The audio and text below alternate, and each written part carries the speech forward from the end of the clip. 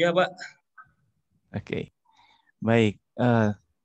Terima kasih atas kedatangan Bapak Ibu bergabung untuk di acara diskusi ini, yaitu di kegiatan HKI Mari. Jabar Banten Online Talks, bagian 2, di mana HKI Jabar Banten Online Talks yang pertama kita sudah Oh, pernah ini ya. membahas terkait terkait tentang maintenance dan troubleshooting untuk GC-MS ya, kalau nggak salah kegiatannya waktu itu bersama dengan PT Scientific Teknologi, yaitu eh, dari Agilent Technology ya.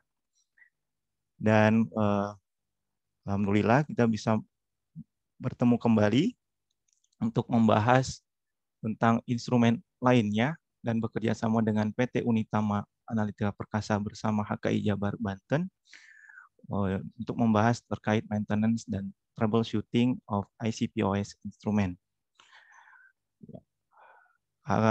Online talks ini berbeda konsepnya dengan webinar, karena kalau webinar kan lebih ke lecture, ya, lebih ke memberikan sharing keilmuan. Namun kalau ini lebih ke membahas topik yang khusus yang akan kita bisa bahas dan bisa memberikan solusi bersama terkait permasalahan, dan yang diangkat saat ini adalah terkait instrumentasi dengan lebih khususnya itu ke maintenance dan troubleshooting-nya. Itu kan lebih banyak konsepnya adalah talk show. Kemudian harapan yang juga bisa dilakukan, yang bisa dicapai dalam kegiatan ini adanya interaksi antara supplier, industri dengan himpunan profesi. Bagi kita sebagai Himpunan Kimia Indonesia, agar bisa terjalin komunikasi yang lebih efektif dari segi perawatan alat saja. Jadi kita harapkan tidak sebagai user saja gitu ya untuk menggunakan instrumen-instrumen yang ada, tapi juga bagaimana bisa membantu menambah pengetahuan sebagai bahan pembelajaran kita untuk bisa merawat instrumentasi yang ada, atau nanti saat Bapak Ibu ingin membeli atau menggunakannya, tapi bisa juga memberikan solusi. Jadi tidak hanya mengukur saja. Itu harapannya untuk di kegiatan ini. Sebelum kita mulai, ada tata tertib yang kita akan bahas. Ini kait Talks 2 ya. Jadi yang pertama adalah peserta tidak diperkenankan menyebarkan tautan Zoom webinar. Jadi ini hanya untuk kepada para pendaftar dan juga untuk yang undangan ya dari Himpunan Kimia Indonesia Jabar Banten atau dari PT Unitama Analitika Perkasa. Kemudian dapat bergabung dengan mengakses link Zoom yang diberikan dan menggunakan mode audio video dalam keadaan nonaktifnya, kecuali bagi pembicara dan moderator. Tidak boleh mengklik fitur apapun di layar. Kemudian peserta dapat menuliskan pertanyaan pada kolom chat dengan format nama, institusi, dan pada pembicaranya. Pembicara kali ini adalah Pak Rahmat Faizal Reza. Kemudian forum ini adalah forum diskusi, Bapak Ibu. Jadi moderator akan memilih pertanyaan langsung. Jadi kita banyaknya langsung penyampaian pertanyaan dan diskusi. Jadi bagi yang ingin bertanya langsung pada pembicara dapat mengklik raise hand dalam fitur Zoom atau menuliskannya di kolom chat. Ya. Baik. Untuk untuk yang ingin mendapatkan e-sertifikat e-katalog dari PT Unitama Analitika Perkasa dan juga sebagai evaluasi kita untuk kegiatan hari ini, Bapak Ibu bisa menuliskan di link absensi nanti setelah waktu diskusi selesai atau setelah talk show ini berakhir. Nanti akan ada sesi presentasi dari PT Analitika Perkasa. Nah, itu baru akan dibagikan link absensinya. Jadi diharapkan Bapak Ibu bisa mengikuti kegiatan ini sampai selesai. Rundown kegiatan hari ini itu yang pertama adalah pembukaan dan pengenalan dengan narasumber. Kemudian dilanjutkan dengan talk show atau diskusi. Di sini ada 3 diskusi yang kita akan lakukan. Yang pertama terkait maintenance instrumen ICP-OS. Kemudian 30 menit berikutnya dilanjutkan atau sekitar ya kurang lebih 30 menit berikutnya kita akan lanjutkan diskusi tentang troubleshooting-nya mengenai ICP-OS. Jadi Bapak Ibu bisa bertanya terkait topik subtopik yang kita bahas per sesinya ya. Kemudian yang sesi terakhir kita akan membahas satu kasus tentang pengukuran ICP-OS instrumen seperti apa. Ya, nanti Pak dari narasumber akan mengangkat satu topik, satu studi khusus, studi kasus terkait pengukuran ICP-OS ini. Kemudian akan ada promosi produk PT Unitama Analitika Perkasa setelah jam 15.30 ya. Kemudian ditutup dengan sosialisasi keanggotaan HKI serta foto bersama. Baik Bapak Ibu, kita masuk ke kegiatan pertama, yaitu pengenalan dari narasumber kita, yaitu Bapak Rahmat Faiza Reza. Beliau adalah spesialis application engineer dan service instrumen, dan sekarang membantu untuk menjelaskan terkait maintenance dan troubleshooting ICP-OS. Beliau lulusan Akademi Kimia Analis tahun 2007 ya, Pak Reza. Dengar saya, Pak Reza? Halo. Kemudian setelah melakukan training dari instrumentasi dari tahun 2008 sampai tahun 2019 ya. Di antaranya tahun 2008 yaitu pelatihan GCMS Perkin-Elmer. Kemudian 2015 terkait pelatihan spektrofotometri UV-Vis Agilent. Kemudian pelatihan ICP-OS Agilent. Banyak sekali ya Pak, sudah banyak mengikuti pelatihan-pelatihan terkait instrumentasi, kemudian aplikasi inductively coupled plasma mass spectrophotometry. Dan 2017 mengikuti juga pelatihan service inductively coupled plasma mass spectrophotometry. 2018 juga seperti itu. Jadi banyak sekali pelatihan terkait ICP, MS ya. Kemudian 2019 mengikuti pelatihan service for transfer infrared Agilent. Kemudian beliau telah bekerja tahun 2007 sampai 2015 di PT Perkindo Mitra Analitika dan PT Unitama Analitika Perkasa tahun 2015 sampai sekarang. Pada Pak Reza, apa sudah hadir dan tersambung dengan baik? Ya, siang. Selamat siang Pak. Ya siang Pak Yudis. Ya, sudah Pak, sudah oke Pak. Baik, terima kasih Pak Reza. Ya. Atas kehadirannya. Baik, Bapak Ibu, kita mulai diskusi yang pertama terkait maintenance ICP-OS instrumen. Pak Reza, saya mau bertanya kepada Bapak terkait ICP-OS maintenance-nya ini. Kan kita tahu Ya, ICP-OS ini banyak digunakan kalau kami di akademisi sebagai alat untuk riset ataupun untuk praktikum ya Bapak. Kemudian untuk analisis kebanyakan adalah untuk ion logam berat. Biasanya juga ditandem oleh MS ya Pak, bisa juga. Tapi untuk ICP-OS ini, kira-kira menurut Bapak, apa hal-hal yang bisa kita perhatikan untuk maintenance alat ini? Karena komponen-komponen yang banyak bermasalah itu terkait adalah biasanya ada bagian-bagian yang kita harus perhatikan. Menurut Bapak seperti apa? Halo. Oh, Pak Reza.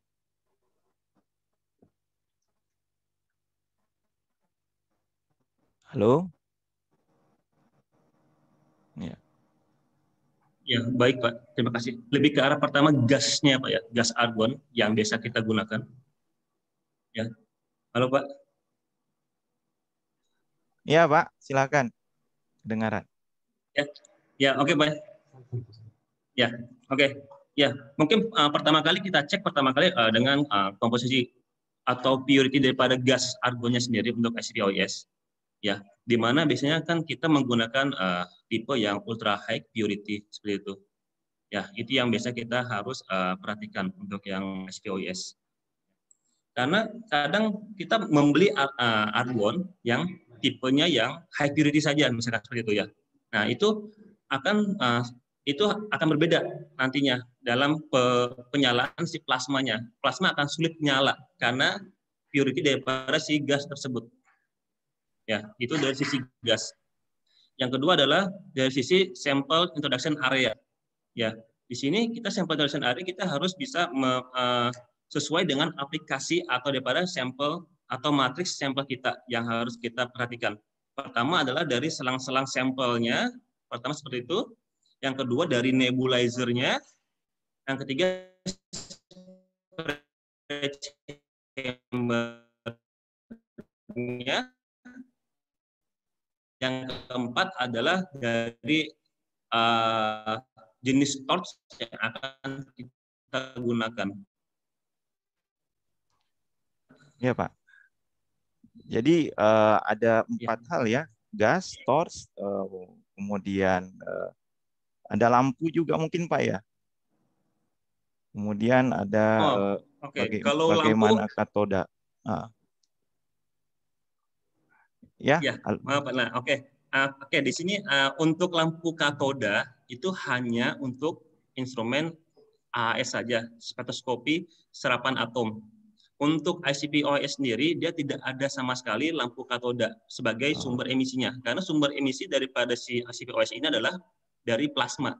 Oh iya, dari plasma. Oke, berarti cuman torch sama itu ya. Ya, terima kasih juga Bapak Ibu yang sudah menuliskan pertanyaan sebelumnya saat mendaftar ya. Ada beberapa pertanyaan juga Pak daripada peserta kemarin saya sudah rangkum terkait maintenance, yaitu terkait kendala menyalakan plasma ICP-OIS. Harus dinyalakan beberapa kali terlebih dahulu. Apa plasma itu harus seperti apa sih bagaimana untuk mengoptimasinya, Pak? Ya, oke. Kembali ke pernyataan saya sebelumnya yang awalnya. Tadi kita harus mengecek daripada sistem purity gas argonnya, ya. Yang kedua kita ngecek biasanya konektor-konektor atau koneksi antara dari selang sampel ke nebulizer ataupun dari nebulizer ke spray chamber dan juga dari spray chamber ke torch. Nah, itu hal-hal seperti itu kita harus cek. Biasanya kadang kalau masih ada istilahnya sistem misalkan selangnya agak bocor ataupun koneksinya tidak bagus, sehingga memungkinkan udara atau oksigen itu akan masuk ke dalam sistem. Nah, hal ini biasanya akan menyulitkan si plasma susah nyala, misalnya seperti itu. Atau juga bisa jadi kita sebut ada namanya coil di ICP-OIS namanya coil. Nah, mungkin coilnya juga bisa sudah rusak, sudah jelek coilnya. Ya, mungkin nanti bisa saya share juga bentuk coil seperti apa bagusnya, yang jelek seperti apa gitu. Nanti bisa saya share. Baik, Pak. Bapak Ibu jika ada yang ingin bertanya silahkan bisa raise hand atau menuliskan kolom di chat ya. Jika Pak Reza juga ingin menampilkan slide, mangga Pak. Untuk pertanyaan selanjutnya Pak dari peserta itu terkait dengan cleaning torch-nya yang masih menyisakan karbon. Itu ada apa ya Pak kira-kira? Ya, oke. Boleh saya share screen ya? Mangga Pak, silakan.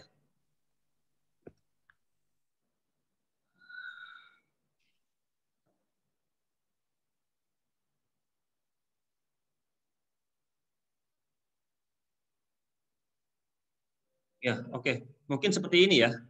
Simptom atau keanehan daripada karbon yang terdapat di ujung injektornya ya. Ini biasanya errornya. Yang ini adalah kita biasanya analisa untuk sampel organik biasanya. Ya. Di mana sini kita menggunakan pelarutnya itu adalah pelarutnya biasanya kalau nggak silen ataupun kerosin. Ya. Oke. menghilangkan karbon ini memang sebetulnya agak cukup sulit juga sebetulnya seperti itu ya. Tapi biasanya kita coba untuk kita bersihkan dengan menggunakan seperti ini halnya. Kita menggunakan torchnya, kita rendam, ujung torchnya kita rendam dengan menggunakan aqua regia, ya, campuran nitrat dengan HCl 3:1 semalaman tanpa di ultrasonik. Dan juga kemudian nanti setelah semalaman baru kita bilas, baru keringkan. Itu salah satu buat untuk pencuciannya. Ya. Baik, Pak. Tapi itu harus dilakukan berkala berarti, Pak ya? Atau kelihatan saja kalau ada Ya, karbonnya tuh banyak gitu ya, atau bagaimana? Ada estimasinya gitu, Pak? Oke, estimasi berarti kan kalau dia terjadi karbonisasi karena kita sering frekuensi daripada pemakaian alatnya, Pak ya, seperti itu ya. Jadinya dia akan menumpuk dia si karbonnya di ujung injektor. Nah, mungkin di sini kita biasanya saya lebih sering melihat secara frekuensi setelah analisa, biasanya saya cek dulu dia di ujung injektornya apakah ada karbon atau tidak. Karena saya khawatir nantinya kalau nanti pas saat kita menganalisa selanjutnya, ya itu nanti si plasma akan sulit juga karena dia tertutup si injektor itu oleh si karbonnya. Ya makanya itu kita harus selalu cek secara frekuensi setiap hari biasanya. Kalau sering kita analisa. Baik, Pak. Kemudian ada pertanyaan lagi terkait torch. Masih ada torch, Pak ya. Ya. Bagaimana maintenance torch pada kondisi sampel tinggi, TDS dan asam kuat? Jika kita menggunakan asam, sehingga mengurangi terjadinya optimasi torch-nya itu tidak bagus ya. Ya, oke. Ya, biasanya kita running TDS tinggi adalah dengan menggunakan biasanya sampel-sampel mengandung garam tinggi ya, biasanya seperti itu. Nah, di sini di ujung atau di bagian torch-nya ini biasanya di bagian torch ini dia akan berwarna kerak putih, Pak, biasanya, Pak, seperti itu ya. Di sini akan berwarna kerak putih karena dia high TDS. Nah, biasanya ini kita akan bersihkan dengan menggunakan hampir sama dengan menggunakan aqua regia juga seperti itu sama, ataupun kita bisa menggunakan pembersih secara deterjen untuk glassware yaitu Flux RBS 25 atau Citranex atau pakai Triton seperti itu. Kita bisa menggunakan pakai itu. Ya. Jadi untuk yang Flux RBS 25 Citranex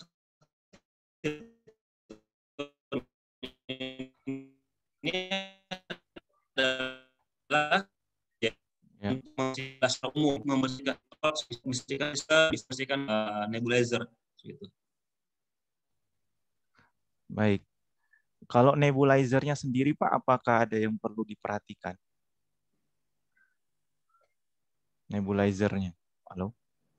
Baik. Ya, dari nebulizer. Ya, ini dia. Nebulizer seperti kita ketahui, kadang kita akan mengalami proses penyumbatan. Ya, terkadang akan mengalami proses penyumbatan, biasanya terjadi di ujung nebulizer seperti ini. Ya.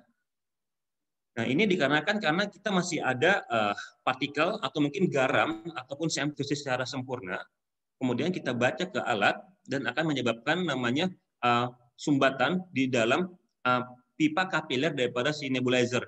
Nah, hal ini yang akan menyebabkan si aerosol tidak akan terbentuk secara sempurna di spray chamber. Nah, dan hal ini juga akan menyebabkan mungkin kita lihat kenapa intensitas alat kita kok menurun performanya dan sebagainya. Mungkin dia tidak stabil. Nah, hal-hal ini bisa jadi salah satunya adalah ini. Dia terkena sumbatan daripada si partikel pada nebulizer seperti itu, Pak. Baik, Pak. Jadi ada sering terjadi memang adanya sumbatan ya dari partikel dari selang-selangnya itu ya, Pak ya, ke nebulizernya itu mungkin selalu harus dicek bisa dari sampelnya juga mungkin, Pak ya. Kira-kira harus dipersiapkannya seperti apa? Ada masukan, Pak, kira-kira untuk penyiapan sampel? Ya, biasanya kalau sampel yang masih ada partikel seperti itu, kadang biasanya pertama kita bisa napkan, kita diamkan dulu. Yang kedua bisa kita mungkin centrifuge ya supaya endapannya turun ke bawah. Atau yang ketiga terakhir kita menggunakan kita sistem filter, Pak. Oke. Pakai filternya biasanya saya Kita pakai filter. filtrasi. Kalau yang itu Oke. pakai filter biasanya yang kecil itu Pak, yang ini pakai suntikan gitu kan. Yes. Oh, pakai itu juga bisa ya. Oke, ini ada beberapa pertanyaan, Ya, cuman bisa. menurut saya pertanyaan di kolom chat ini lebih ke troubleshooting. Mungkin nanti kita akan bahas tentang kalibrasi segala macam. Mungkin nanti kita akan bahas. Sekarang masih maintenance. Sekarang kalau pertanyaan terkait maintenance ini juga masalah juga Pak, kalau dari segi listrik Pak. Kadang Pak Oh ya, mati siap. gitu ya, mati lampu gitu kan, Mm-mm. atau apa segala macam kan. Ya. Kadang kita harus tune in-nya itu lama segala macam. Jadi menurut Bapak sendiri, kalau dia uh, terjadi seperti itu, apa yang kita harus lakukan? Kemudian kalau dia terjadi overcurrent, overheating dari komponen-komponen itu seperti apa Ya, maintenance-nya? baik. Ya, mungkin maintenance atau pencegahan kita saat misalkan kita sering mati listrik ya Pak ya. Biasanya kita akan menggunakan UPS ya, UPS. UPS ini adalah dia nanti sebagai cadangan listrik saat tiba-tiba mati listrik di lab kita.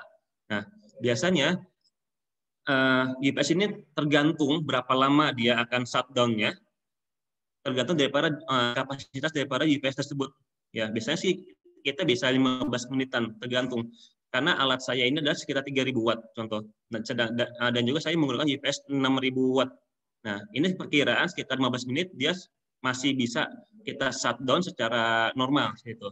Nah, jadi fungsinya si UPS ini adalah kita bisa men-shutdown sistem secara normal, ya, dan juga mungkin dan kita selanjutnya nanti bisa lebih maintain alatnya supaya tidak ada tiba-tiba mati seperti itu. Nah, kalau misalkan karena dia overcurrent ataupun dia overheat, ya itu adalah terjadi karena di sistem atau komponen IC POS-nya sendiri, Pak, seperti itu. Ya, menurut pengalaman saya untuk yang overcurrent ini adalah biasanya terjadi dia untuk memberikan arus terhadap si coil, ya, coil atau untuk pembangkit plasmanya. Nah, biasanya dia di situ di overcurrent-nya. Karena dia ada overcurrent ini, overcurrent ini terjadi atau bisa dideteksi oleh sensor current dari alat. Makanya dia sebut muncul error overcurrent. Nah, untuk overheating ini mungkin saya kurang tahu detailnya apa ya. Maksudnya overheating itu dia bisa lebih banyak faktornya sih Pak, seperti itu Pak. Mungkin apakah dari sistem pemanasan daripada polikromatornya kah, atau sistem chillernya, atau mungkin apa sistem yang lainnya seperti itu. Tapi bisa saja kalau sering mati hidup tiba-tiba itu bisa berpengaruh ya Pak terkait maintenance yang ya terkait komponen-komponennya sendiri ya bisa overcurrent seperti itu tadi. Ya, bisa Pak. Itu bisa sangat terjadi itu untuk yang nanti overcurrent, mungkin power supply-nya alat bisa cepat rusak seperti itu ya Pak ya. Nah, itu bisa sangat pengaruh. Makanya biasanya saya rekomen untuk alat ini bagusnya kalau bisa di standby kan tidak masalah asalkan kita listrikan semua normal, kondisi ruangan AC normal bagus seperti itu ya. Itu Pak. Ya. Sekarang kalau kondisinya lebih ke kalau tadi kan lebih ke komponen-komponennya ya Pak ya, maintenance-nya untuk yang kita harus lakukan apa. Nah, sekarang kalau ke koneksinya ke program itu bagaimana menjaganya biar tetap sensitivitasnya bagus segala macam Pak. Dari segi ininya koneksinya. Oke. Nah. Oke, biasanya menurut pengalaman saya untuk kita melakukan sering namanya uji performance alat tiap bulan. Kita disebutnya kalibrasi panjang gelombang. Tujuannya adalah kita untuk memastikan bahwa panjang gelombang yang akan kita analisis ini adalah dia akurat dengan wavelength tersebut. Contoh, saya punya panjang gelombang CD di 226, sekian. Nah, ini kita akan melakukan kalibrasi wavelength tiap bulan ya untuk memastikan bahwa benar dia. si panjang lubang ICPOS kita ini tepat di area tersebut. Jadi dia tidak akan bergeser jauh seperti itu. Nah, itu mungkin salah satu yang dan juga kedua kadang kita akan selalu melakukan namanya optimasi, Pak. Optimasi regularly ya.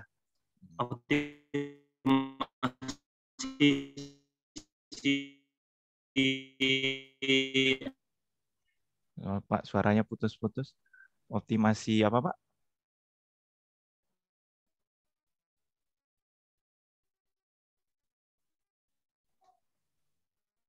Halo, Pak Reza.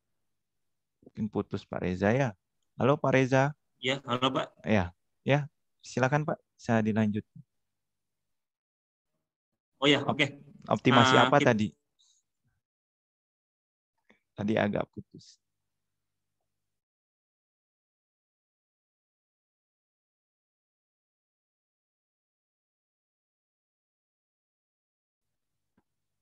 Halo, Pak Reza masih mute. Ya, maaf, Pak. Ya, silakan Pak. Ya. Oke, ya. Tadi masih lanjut, Pak. Ya, jadi kita menggunakan larutan 5 ppm mN ya untuk mengoptimasi sistem ICP-OIS ya. Jadi kan kita mencari sinyal yang tertinggi dari logam mN tersebut ya dengan cara kita mengatur posisi daripada flow rate nebulizer, kemudian kita mengoptimasi juga sistem tinggi optiknya juga kita atur juga seperti itu, Pak. Baik. Bapak Ibu, jika ada yang mau bertanya terkait maintenance, silahkan bisa raise hand atau sebelum kita ke troubleshooting ya. Kalau di sini sudah ada beberapa pertanyaan tentang troubleshooting, mungkin nanti kita beberapa saat lagi kita akan tanyakan. Jika ada yang terkait maintenance alat, silahkan bisa raise hand atau tulis di kolom chat. Oke. Itu Pak terkait maintenance lagi. Jadi kalau misalnya alat itu misalnya ICP-OS kita nyalakan, dia tidak ada suatu hal yang tidak berfungsi. Itu kira-kira masalahnya itu adalah antar koneksinya ya Pak. Seperti yang saya punya di ini ya Pak ya, di ITB itu akan ICP-OS-nya tidak berfungsi. Apakah ada kondisi tertentu yang kita harus lihat terlebih dahulu sebelum kita koneksikan dengan softwarenya, atau bagaimana? Secara alatnya sendiri, dari alatnya sendiri. Maaf Pak, bisa diulang lagi Pak? Tadi Ya, saya jadi kalau misalnya ICP-OS ini betul-betul mati gitu, ya, nggak bisa sama sekali bernyala. Apa yang kita harus lakukan Pak? Ada yang kita bisa coba gitu untuk diutak-atik gitu? Yang kita lihat gitu? Ya, kalau itu kan mungkin kita harus lihat dulu ya Pak ya. Maksudnya pertama, apakah alatnya tidak bisa di-on-kan sama sekali? Pertama, ya. Kalau misalkan tidak bisa di-on-kan sama sekali, berarti mungkin ada problem di masalah power supply-nya seperti itu. Nah, kemudian kalau misalkan alat bisa nyala on, tapi dia mungkin ada problem di masalah heating polikromatornya. Nah, berarti kita ada masalah di sistem polikromatornya, di heatingnya gitu Pak. Nah, itu mungkin itu ada beberapa tahap Pak yang harus kita nanti kita lihat ya. Yang pasti kita cek dulu, kita on-kan alat. Nah, bagaimana dia apakah dia bisa nyala, dan kemudian kalau bisa nyala kita lihat lagi apakah dia bisa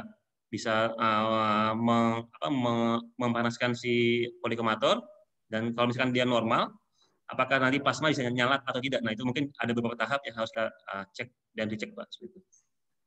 Jadi lebih lihat power supply-nya, heating-nya ya, sama apakah yang lainnya teroptimasi dengan baik ya. Mungkin nanti bisa di-share Pak tahap-tahapnya ya. Jadi kita bisa ikuti gitu sebelum memanggil Bapak mungkin. Iya, biasanya kita di by phone dulu Pak. Ya jangan by phone setiap ini ya, masalah kecil pun kita by phone kan ya Ya, kalau misalnya kita bisa lakukan sendiri ya lebih bagus. Baik, jika tidak ada pertanyaan Ya. tentang maintenance, kita bisa lanjutkan terkait troubleshooting. Bapak Reza, kalau mau share PPT silakan terkait troubleshooting. Di sini ada pertanyaan dari Pak Hadi Prasetyo. Oke, dari Ya. PT Ragil, dari PT Karsa Buana. Pak izin bertanya, kenapa untuk uji kinerja hanya menggunakan wavelength calibration? Mengapa tidak ada uji sensitivitas atau lainnya? Wavelength calibration atau kan hanya mengkalibrasi ya panjang gelombang. Ya betul. Bagaimana kita tahu ICP-OS kita dalam kondisi yang baik dalam segi sensitivitas, akurasi dan sebagainya? Silakan, Bang. Ini Ya. dari segi Oke. optimasi. Uji kinerja wavelength calibration ini adalah hanya untuk memastikan si alat oke dalam saat proses menyalakan untuk running sistem awal seperti itu, Pak. Nah, untuk nanti ada uji sensitivitas ataupun akurasinya, nah ini kita bisa kalau di alat saya dia ada menunya untuk nanti kita tes sensitivitas, akurasinya, kemudian presisinya kita ada. Tinggal diklik mode itu, dia akan running secara otomatis dengan menggunakan larutan wavelength calibration yang dipunya seperti itu. Oke. Jika Bapak mau tunjukkan bisa saja Pak kalau mau dari PPT-nya atau ini silahkan. Oke, kita masuk ke pertanyaan ke semoga menjawab ya Pak Hadi Prasetyo.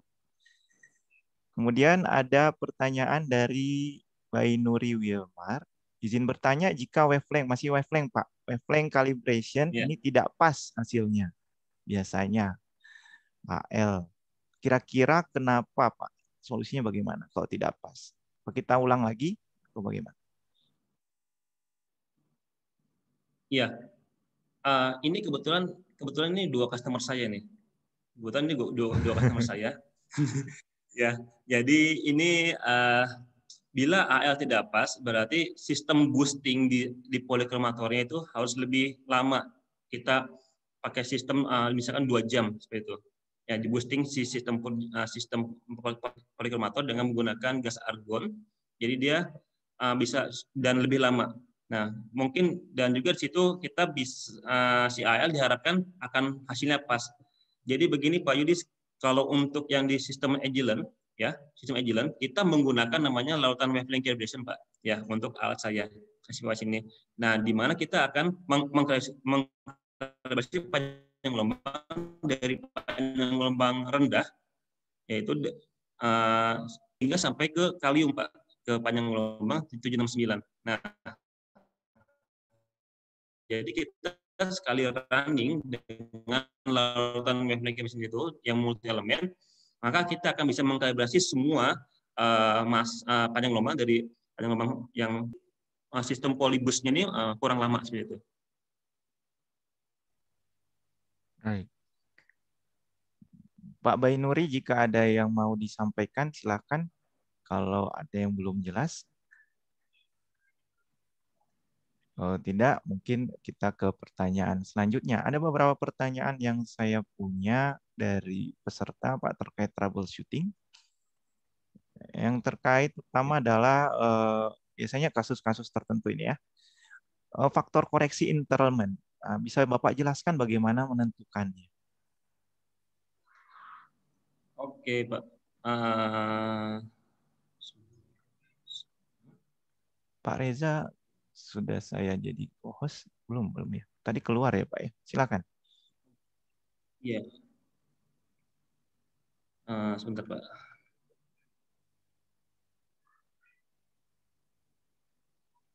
Oke, saya share screen dulu, Pak. Ya, oke. Saya Ini juga Pak ya. baru tahu Biasa, Pak ini ya. faktor apa, faktor intelemen. Saya belum pernah kotak-atik yang ini. Oke, siap. Oke. Jadi itu pertanyaan yang cukup ini Pak, cukup bagus. Ya, jadi kita sebutnya ini faktor EIC atau Inter Element Correction.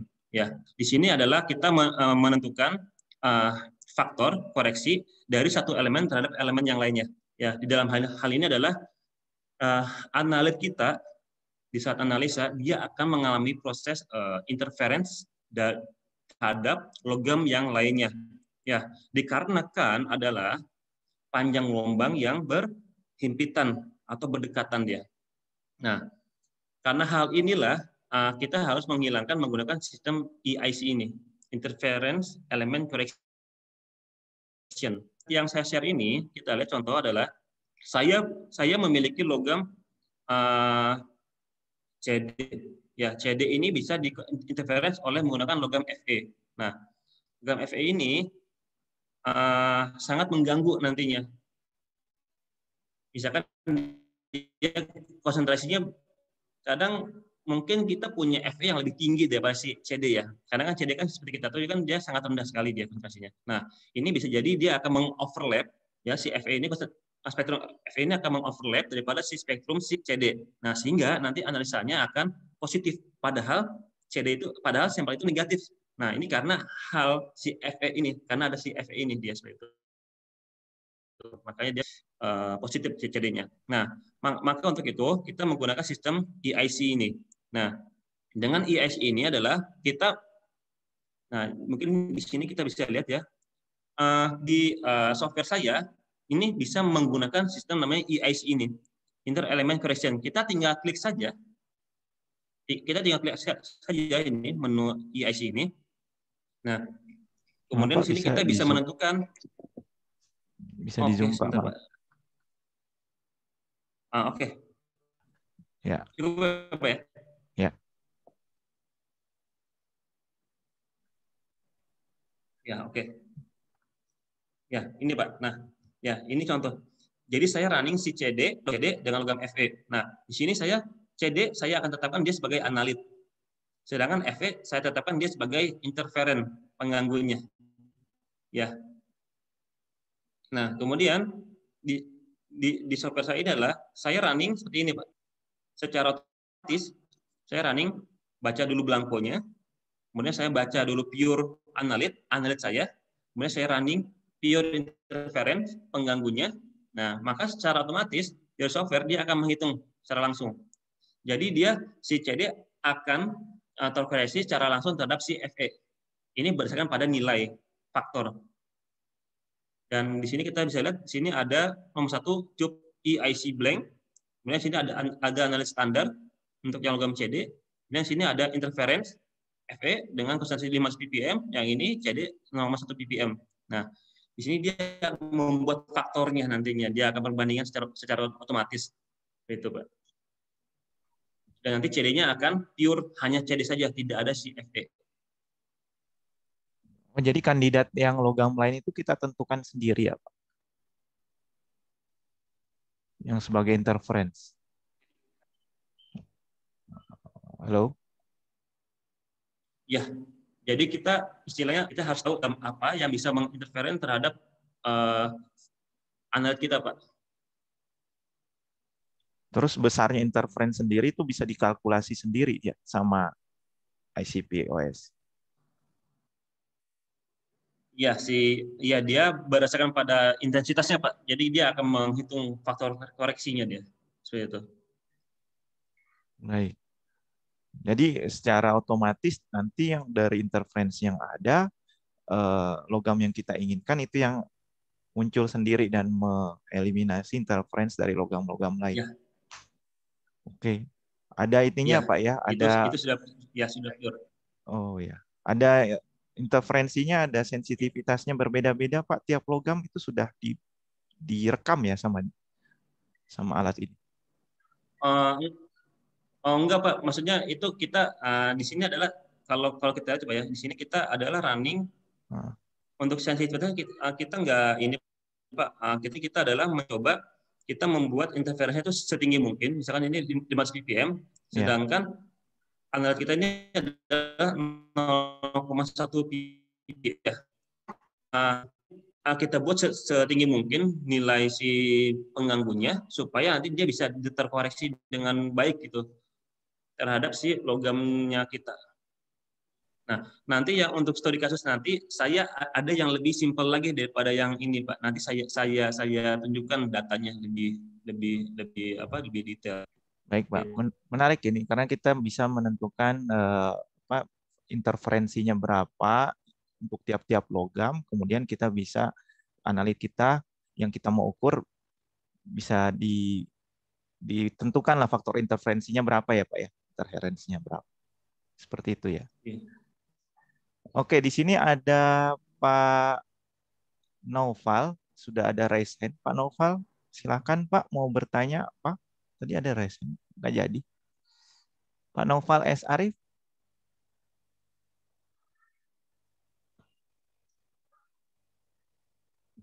Halo Pak, silakan Pak jika ingin ada yang ingin ditanyakan. Belum keluar suaranya Pak Noval.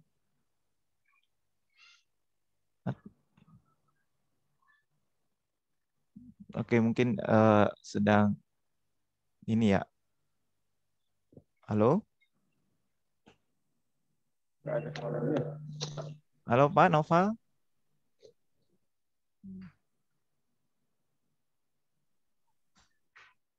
Oke, baik. Pak Reza masih dengar saya? Ya, Oh ya, masih Pak. oke. Pak Noval, jika tadi tadi mau bertanya apa tidak? Ada yang mau ditanyakan Pak Noval? Oh tidak. Baik. Saya lanjutkan ke pertanyaan Pak pendaftar kemarin, Pak. Itu terkait terkait setelah penentuan faktor koreksi intelemen, ada juga terkait analisa unsur tertentu ini, misalnya analisa unsur litium dalam ICP. Sedangkan pada panjang gelombang Li sendiri terdapat pengganggu spektral yaitu argon. Itu bagaimana Pak analisanya? Oh, ini khusus ya untuk litium. Oh, ya. Mungkin di situ kita bisa melihat di di mode atau di metodenya. Karena seperti kita ketahui untuk SPOS dia memiliki beberapa panjang gelombang ya Pak ya, seperti itu ya. Jadi kita bisa mencari alternatif panjang gelombang yang lain yang di mana litium tersebut tidak akan memiliki panjang gelombang yang sama dengan si argon. Argon seperti itu. Jadi tidak akan overlap. Nah, biasanya kita menggunakan panjang gelombang yang lain sih Pak, seperti itu Pak. Alternatif. Oh, range-nya ya. Tapi range-nya ini lebih pendek mendekati argon. Dia di sini dibilang mendekati pengganggu spektral itu argon. Berarti kita harus buat range-nya range waveline lagi gitu Pak atau ya Yang agak jauh. jauh. Oh, Ya, oke. yang agak jauh terhadap si range-nya si argon Pak. Spektrum lainnya dia. Oke, baik. Ya, semoga menjawab yang bertanya tentang ini. Pak Noval, jika ingin tanya, apakah mic-nya sudah bisa? Oh, ini ada masalah terkait mic-nya. Oke, baik, kita lihat kolom chat juga. Di sini ada pertanyaan terkait metode, Pak. Metode aksial dan radial. Kapan kita bisa menggunakan salah satu atau kedua metode ini? Nah, dari Pak Clinton. Silakan, Pak.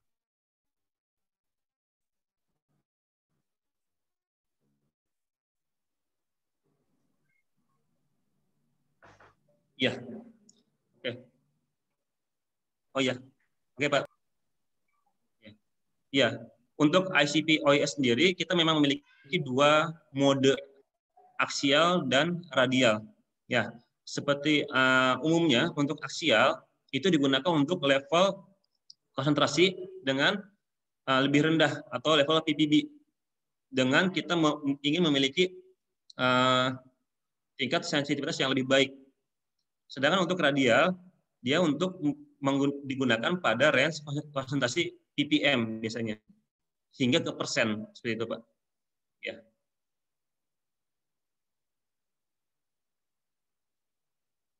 Baik, semoga Pak Clinton sudah jelas sih.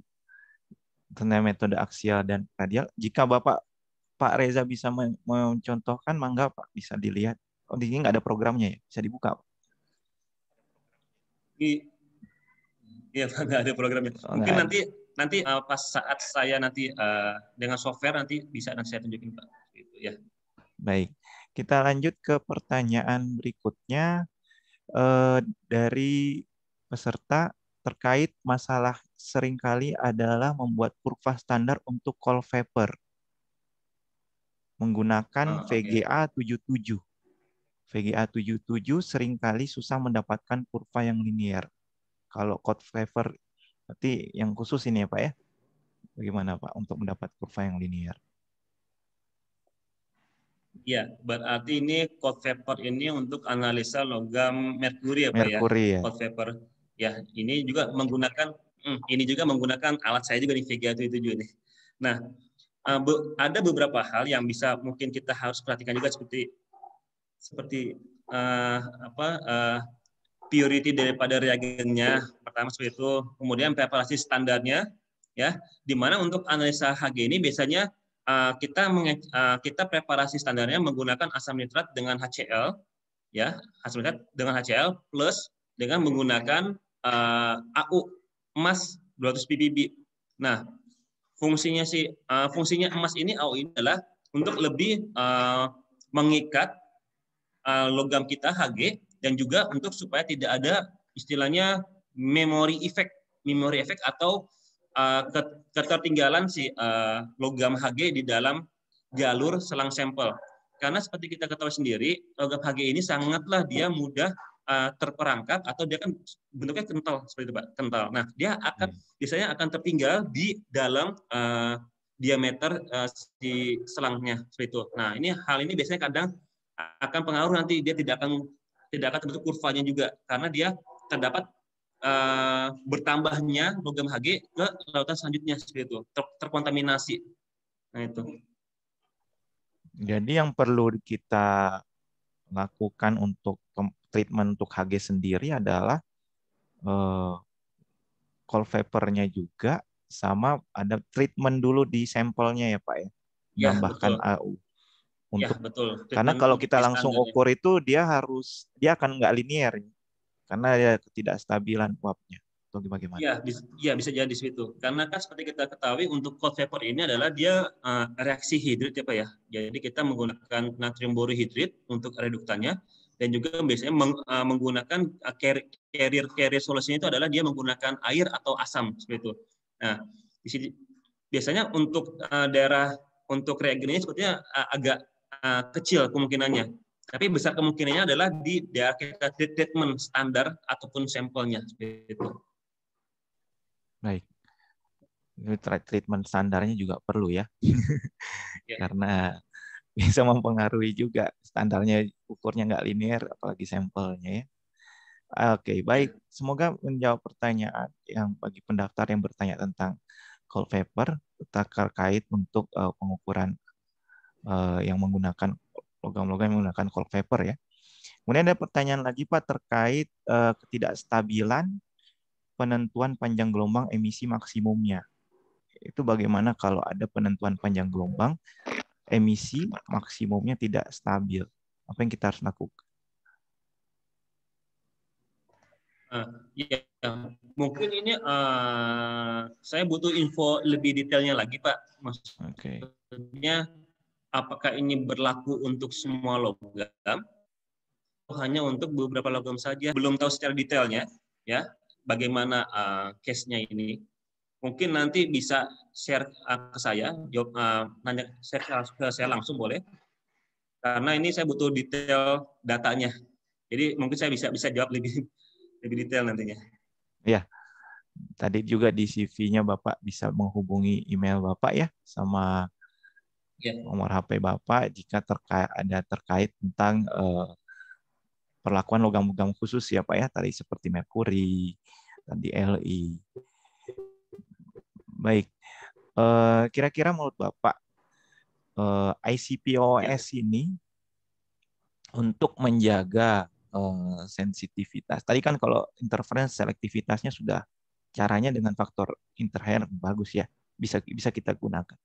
Kalau menjaga sensitivitasnya itu dan selektivitasnya itu perlu kita Ya. lakukan kalibrasi yang regularly ya Pak ya. Halo. Ya. Yang apa?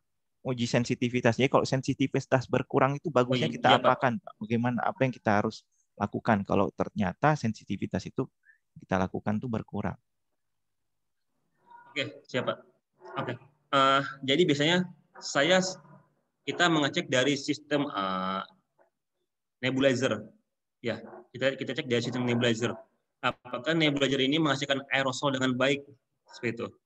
Apabila tidak baik, dia aerosolnya dia istilahnya dia tidak men-spray secara sempurna, itu akan sangat pengaruh juga nantinya ke sensitivitas alat. Seperti itu. Nah, yang kedua adalah dari jenis spray chamber. Dari jenis spray chamber. Nah, itu kita kalau di Agilent kita ada 2 tipe. Untuk yang Agilent tuh ada yang single pass sama yang double pass. Saya screen dulu Pak. Silakan Pak. Ya, ini Pak. Ya, ini Pak ya. Jelas ya Pak ya? Ya, spray Ya. chamber. Ini spray chamber. Nah, ini disebutnya adalah spray chamber yang dimana kita lihat di sini ini adalah yang single pass. Dia tidak ada tengah-tengahnya, tidak ada kaca. Beda halnya dengan yang nah ini Pak. Yang ini dia ada kacanya dia. Ini disebutnya double pass. Nah, ini untuk yang lebih sensitif kita bisa menggunakan sistem yang single pass ini. Karena dia akan secara langsung aerosol dia akan masuk semuanya ke dalam plasma. Seperti itu. Ya, secara langsung. Banyak dia. Beda halnya dengan yang double pass, dia akan mengalami proses sentrifugal, ya. Dia akan berputar dulu, kemudian dia akan masuk ke atas. Gitu. Jadi dia ada sistem filtrasinya dulu seperti itu. Nah, ini juga pengaruh. Kemudian yang terakhir yang harus kita cek adalah namanya preoptik, namanya kaca preoptik. Nah, saya cek dulu. Oke.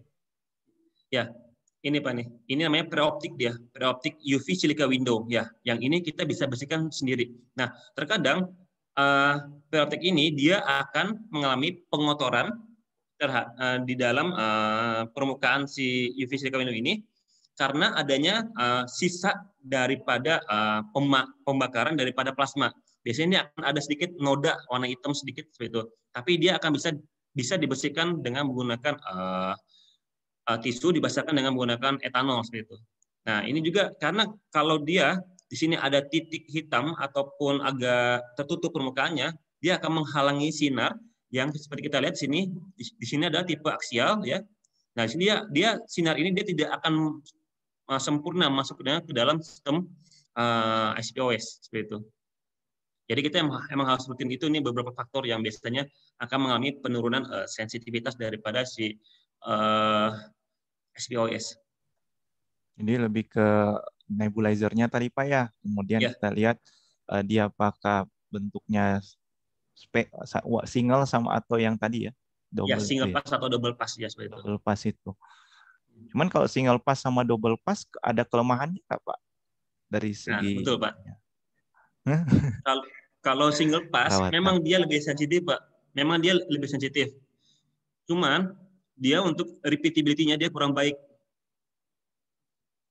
Untuk keterulangannya dia kurang baik seperti itu. Lebih bagus double pass. Ya, dan juga tergantung aplikasinya Pak. Aplikasinya juga ya. Si Betul. sampel. Ya, betul Pak.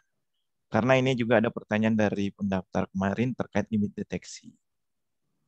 Jadi pasti ujinya ke apa namanya sensitivitas. Nah itu kan kalau dari alatnya ya Pak ya. Tapi kalau dari segi softwarenya ada yang kita bisa kontrol gitu Pak untuk meningkatkan sensitivitas atau limit deteksinya.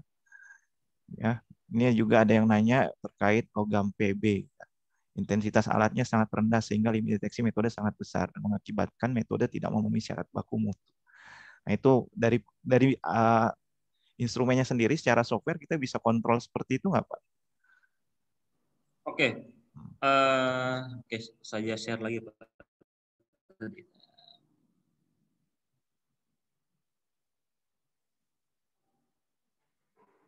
Ya, jadi begini Pak. Seperti yang tadi sudah saya singgung sebelumnya bahwa kita bisa mengatur secara manual, ya, kita optimasi menggunakan tadi program MN tadi Pak ya, 5 ppm itu, hingga mencapai dia istilahnya mencapai sensitivitas atau intensitasnya yang paling tinggi seperti itu.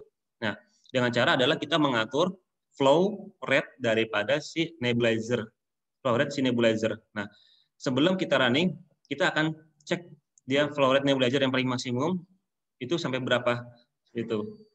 Pertama itu flow rate daripada nebulizer. Yang kedua adalah untuk pengecekan sensitivitas juga kita bisa pastikan yang tadi saya bilang adalah untuk UV silica window-nya pastikan juga ini dia bersih, dia tidak ada kotoran itu. Kemudian kita bisa mencari menggunakan pakai panjang gelombang yang lebih sensitif. Ya, lebih sensitif. Jadi nanti saya tunjukkan by software karena di situ saya ada penunjukan untuk panjang gelombang sekian, nanti berapa intensitasnya maksimalnya seperti itu. Nah, itu di situ bisa saya tunjukkan nanti, Pak. Jadi bisa diolah dengan software ya Pak ya untuk mengatur limit deteksinya. Ya, betul. Nanti bisa diolah software. Iya, Oke. nanti. Tapi kalau secara Oke. maintenance ini nebulizernya ya Pak lebih ke Ya, sensitivitas. lebih ke arah nebulizer, Ya, Silica Windows seperti itu. Ya. Silica Dan Windows. juga mungkin untuk lebih sensitif pun kita bisa menambahkan namanya read time-nya Pak. Read time alat terhadap detektor. Kita bisa lebih perpanjang juga, tidak masalah. Gitu. Oh, Read menambah time. read time ya? Ya. Oke, bisa juga itu. Tapi itu di luar ya Pak, bukan Ya. di software ya? Di software? Di software Pak. Oh, di software. Nanti saya tunjukkan nanti. Saya kira detektornya harus di treatment gitu, harus punya detektor tertentu enggak ya? Oh enggak Pak. Oke. Nggak perlu Pak. Detektor nggak perlu di treatment. Kita hanya fokus ke software saja di metodenya seperti itu. Ya Pak. Oke. Untuk logam PB di mana dia memiliki limit deteksi yang tinggi ya, seperti itu ya. Ya. Ya. Nah ini mungkin kita bisa lihat daripada sebentar Pak ya.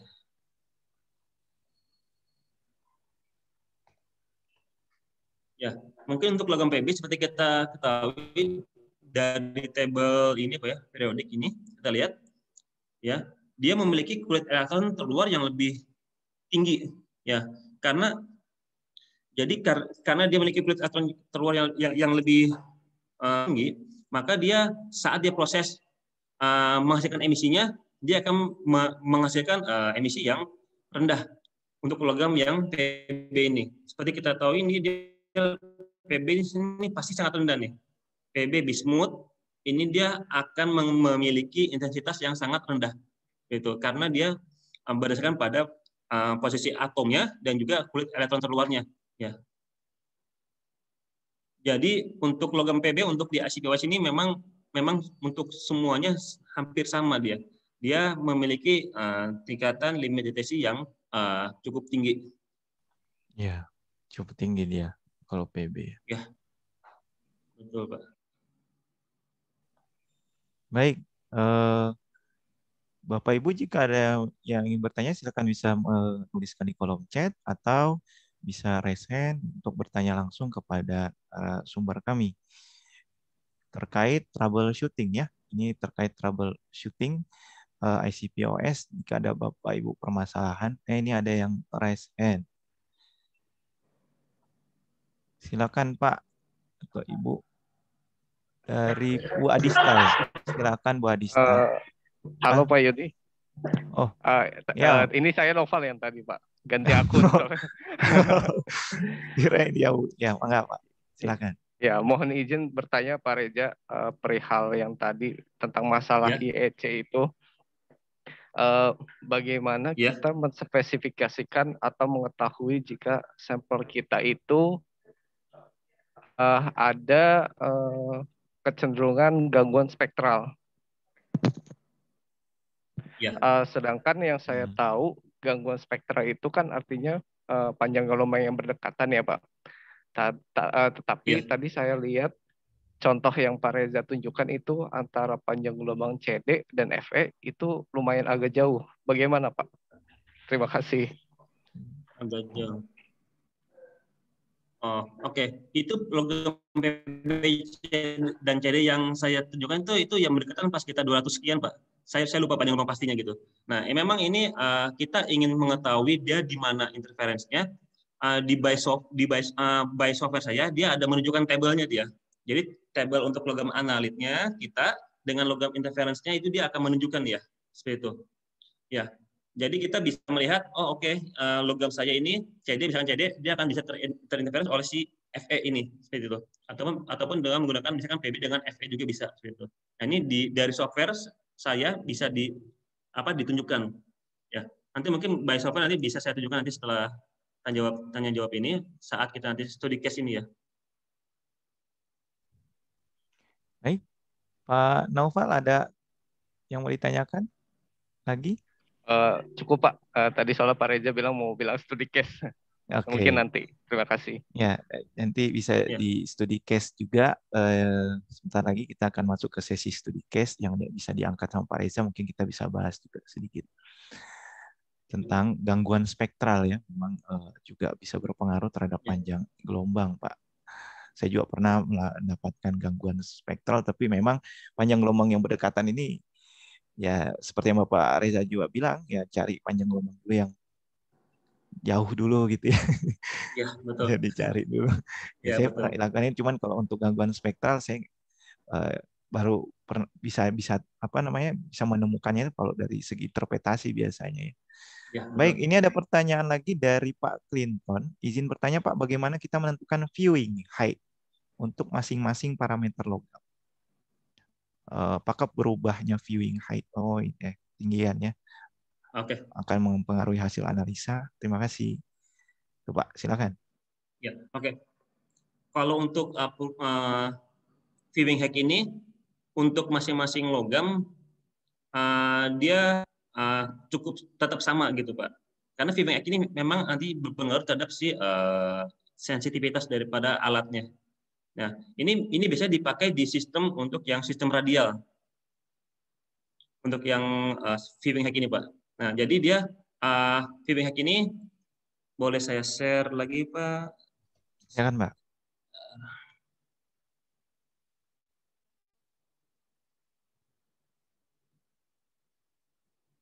Nah, jadi seperti kita lihat ini adalah sistem untuk yang vertikal ini adalah aksial, kemudian sistem horizontal ini adalah radial. Nah, sistem viewing height itu adalah di daerah sini, Pak. Ya, Pak Clinton di sini, dari sini. Nah, ini dia akan mempengaruhi proses sensitivitas untuk yang radial sistem. Nah, jadi untuk masing-masing logam itu kita sudah fix satu, jadi tidak beda.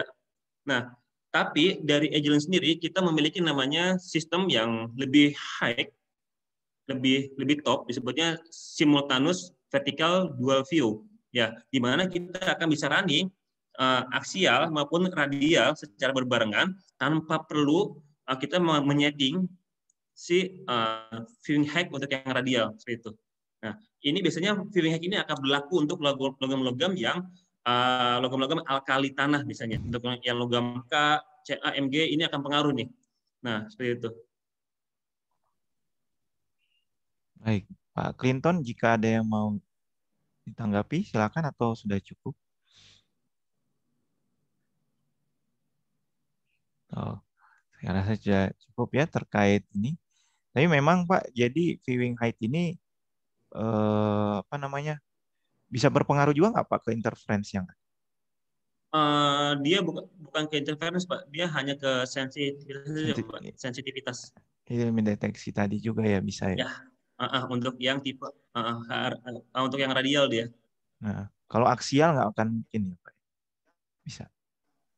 Nggak ada Pak. Nggak ada ya. Tidak ada.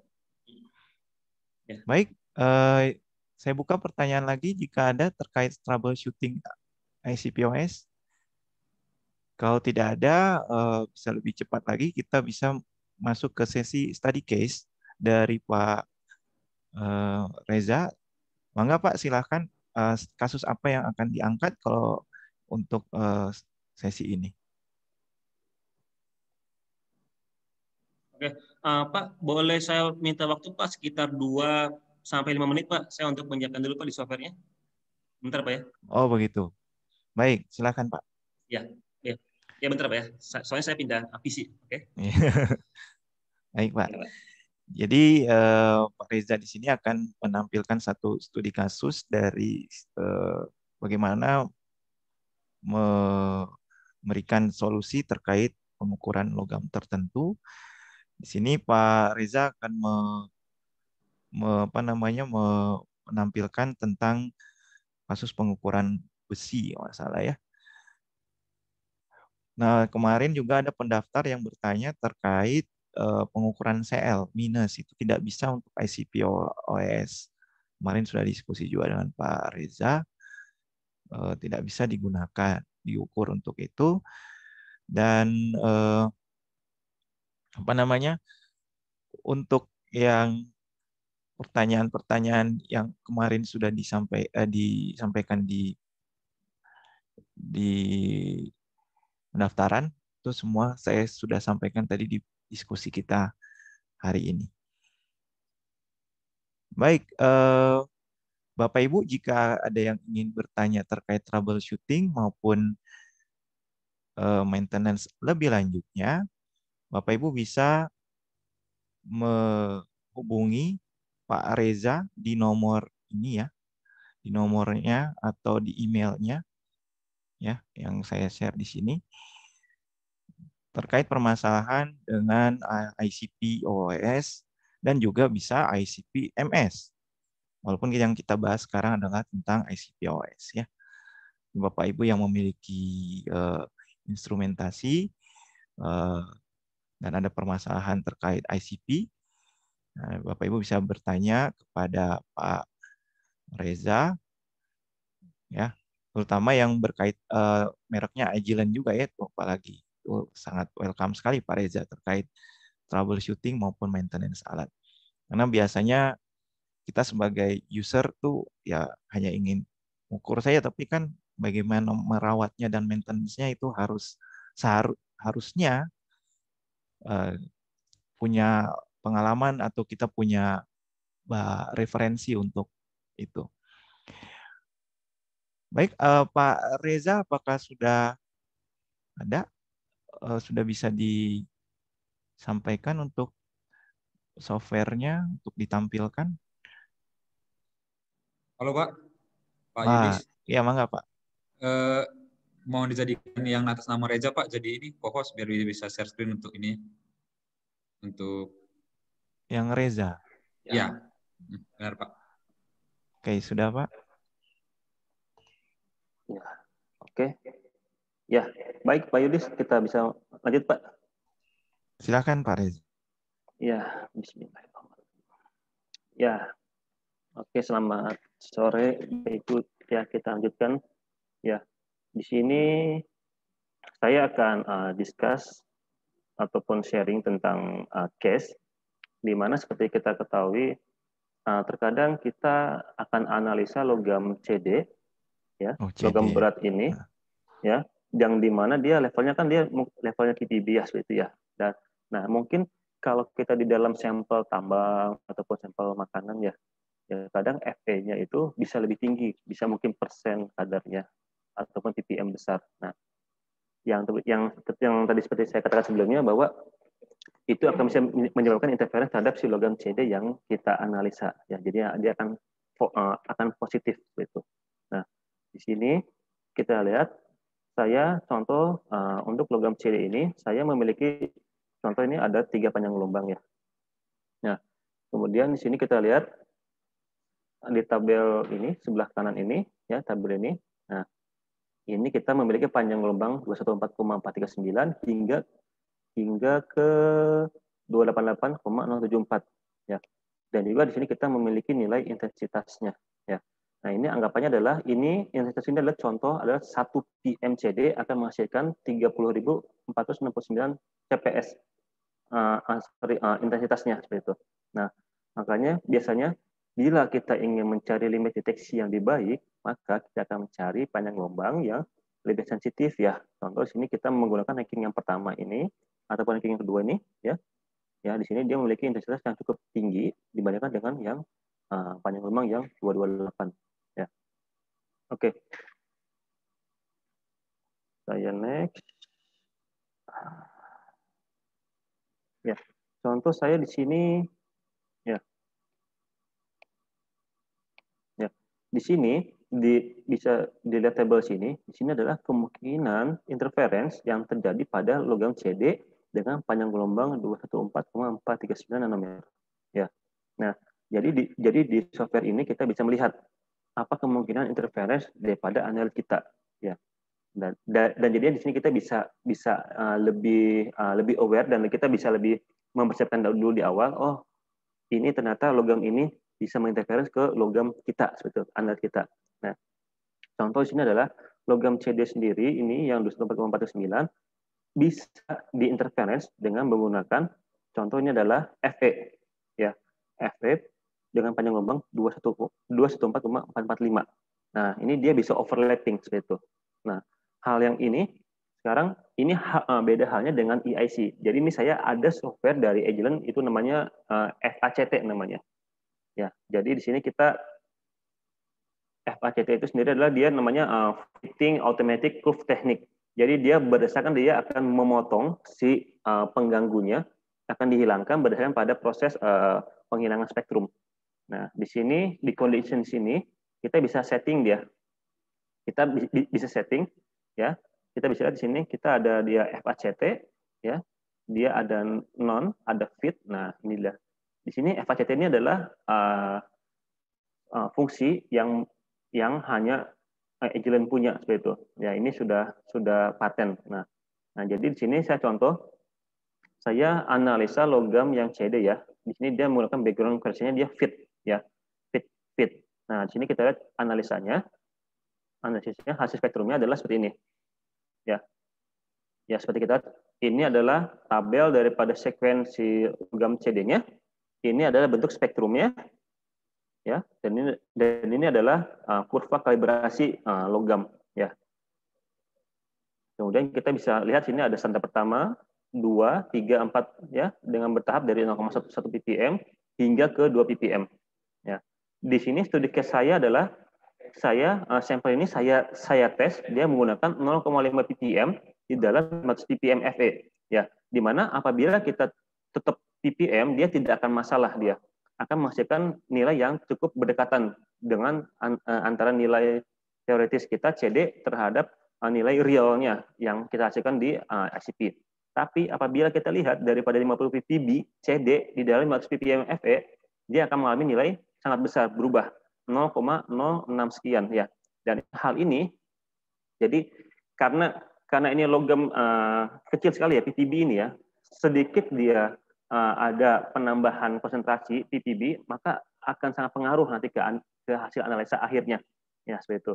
Nah, seperti kita lihat, di sini dia ada mengalami proses, ada interference antara logam ini analit dengan juga ini adalah yang logam FE-nya. Nah, ini adalah dia tanpa menggunakan sistem FACT tadi. Nah, sekarang saya akan aktifkan background correction dengan menggunakan FACT dan kita akan lihat hasilnya ya. Hasilnya dia berubah. Dia menjadi 0,048. Hasilnya mendekati terhadap 50 ppb. Tadi adalah 0,06 sekian, di sini adalah 0,048 setelah dia mengalami interference. Nah, di sini kita bisa lihat adalah proses daripada spektrumnya ya. Spektrum warna biru ini adalah spektrum yang sebenarnya dia yang sebelum tanpa dia menggunakan FACT atau teknik menghilangkan interference ini. Nah, kemudian yang warna hijau ini adalah pure logam kita, analis kita CD. Sedangkan yang warna merah ini adalah interference daripada si FE-nya. Nah, dengan menggunakan sistem FACT ini, kita akan lebih confidence dan lebih yakin bahwa analisa CD kita bisa benar-benar baik dengan menggunakan sistem FACT ini. Nah, kemudian untuk sistem kita membentuk FACT ini adalah kita harus membentuk dulu modelnya, istilahnya gitu. Ya, sama halnya tadi seperti EIC, Pak, ya, di mana kita harus running standar dan sebagainya ya, gitu ya. Nah, di FACT ini adalah kita sama halnya seperti kita sini CD 214 ya, kita akan running blanko-nya dulu ya, seperti kita di sini.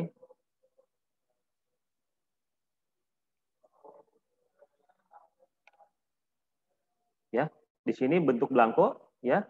Dia akan baca dulu blankonya. Kemudian setelah itu kita analit. Analit adalah logam CD kita ya. Nah, setelah itu kita running analit kita, baru terakhir kita akan running interference-nya, CFA-nya, logam FA-nya saja. Nah, baru setelah itu kita sudah membuat modelnya, baru nanti kita bisa aplikasikan ke dalam sampel kita ini. Nah, hasilnya adalah seperti ini.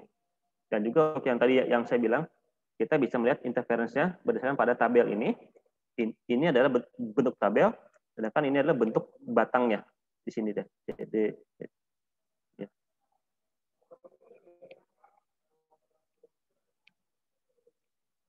Oke.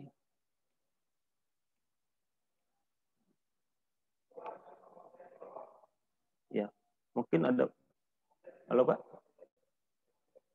Ya, Pak, silakan jika ada Ya. yang mau bertanya terkait ini. Tapi sebelumnya ada di kolom chat juga, Pak. Tapi nanti mungkin setelah study case Bapak sudah selesai dan ada diskusi terkait study case. Oh ya, siap. Baik, Bapak Ibu, jika ada yang mau bertanya kembali terkait study case yang disampaikan oleh Pak Reza, ini terkait CD ya, Pak ya. Ya. Jadi, tapi sebenarnya yang banyaknya adalah gangguannya berasal dari besi ya. Iya, ini dengan Ya. kondisi sampel besi, dia cukup tinggi seperti itu. Baik. Apakah ada yang mau ditanyakan, Bapak Ibu? Silakan terkait ini. Kalau saya mungkin satu pertanyaan, Pak. Ini Boleh, Pak. apakah wavelength-nya ini kita atur atau bagaimana, Pak? Wavelength mana, Pak? Untuk analit atau Yang untuk interference, analit. Pak? Oh, Dan ini kita atur, analit Pak. sama interference-nya juga. Iya. Untuk yang analit ini kita atur, dan interference nanti kita atur juga, Pak. Seperti itu. Jadi kan seperti kita lihat, Pak, ya, di sini ya. Ini kan 214 ya, Pak, ya. Untuk CD-nya. Nah, ini kan CD-nya, Pak, ya. Nah, ini berarti kan pengganggunya adalah FA ini, Pak, ya. 214,445. Nah, nanti si FA ini kita pilih juga, Pak, di sini, Pak. 214.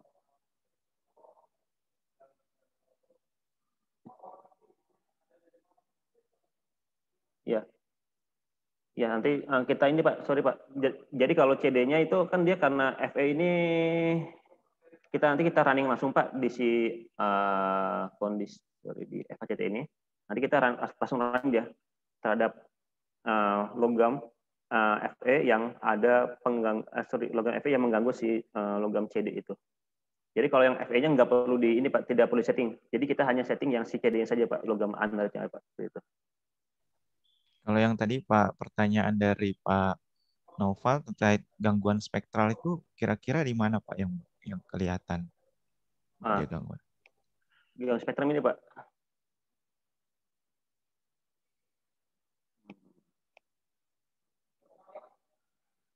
Saya hilangkan dulu FACT-nya.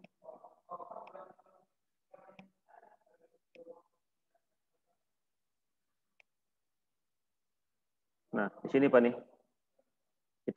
Kita bisa lihat ini, Pak, titik-titik ini, Pak. Titik-titik ini adalah ini pengganggu spektralnya, Pak, sebetulnya, Pak. Nah, itu dia background spektralnya dia seperti itu. Oh, itu kita munculkan sendiri. Muncul sendiri atau otomatis, gimana? Pak. Otomatis ya? Otomatis. Karena gitu. kita sudah setting tadi ya? Iya.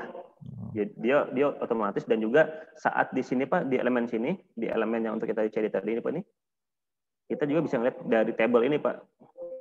Ya, tabel ini, Pak, ya. Ini CD, ini ada FA-nya dia situ. Dan ini ada kemungkinan interference logam CD pada 214,439 ini, Pak. Dari titanium, iridium, hingga ke kobal, itu, Pak. Oh, banyak ya interferensinya. Ya, banyak karena kita ya sistem spektrum ya, Pak, soalnya seperti itu. Oke. Ini sampelnya bukan standar ya Pak ya? Oh ini kan istilahnya ini kita bisa buat ke semuanya Pak. Semuanya bisa ya? Jadi ini kita aplikasi ke standar, ke sampelnya, kayak gitu Pak. Oke Pak Noval, silakan jika ada yang mau tanya tadi, raise hand juga lagi ya. Iya Pak, mohon maaf nih mau silakan, tanya Pak. lagi. Baik, terima kasih. Saya mau menanyakan tentang dua hal. Yang pertama itu kapan kita harus memakai fake? Karena kan sedangkan di software tersebut sudah tersedia background correction-nya ya Pak. Yang tadi Bapak tunjukkan itu ada fit. Kapan kita harus memakai fit? Kapan kita harus memakai fake?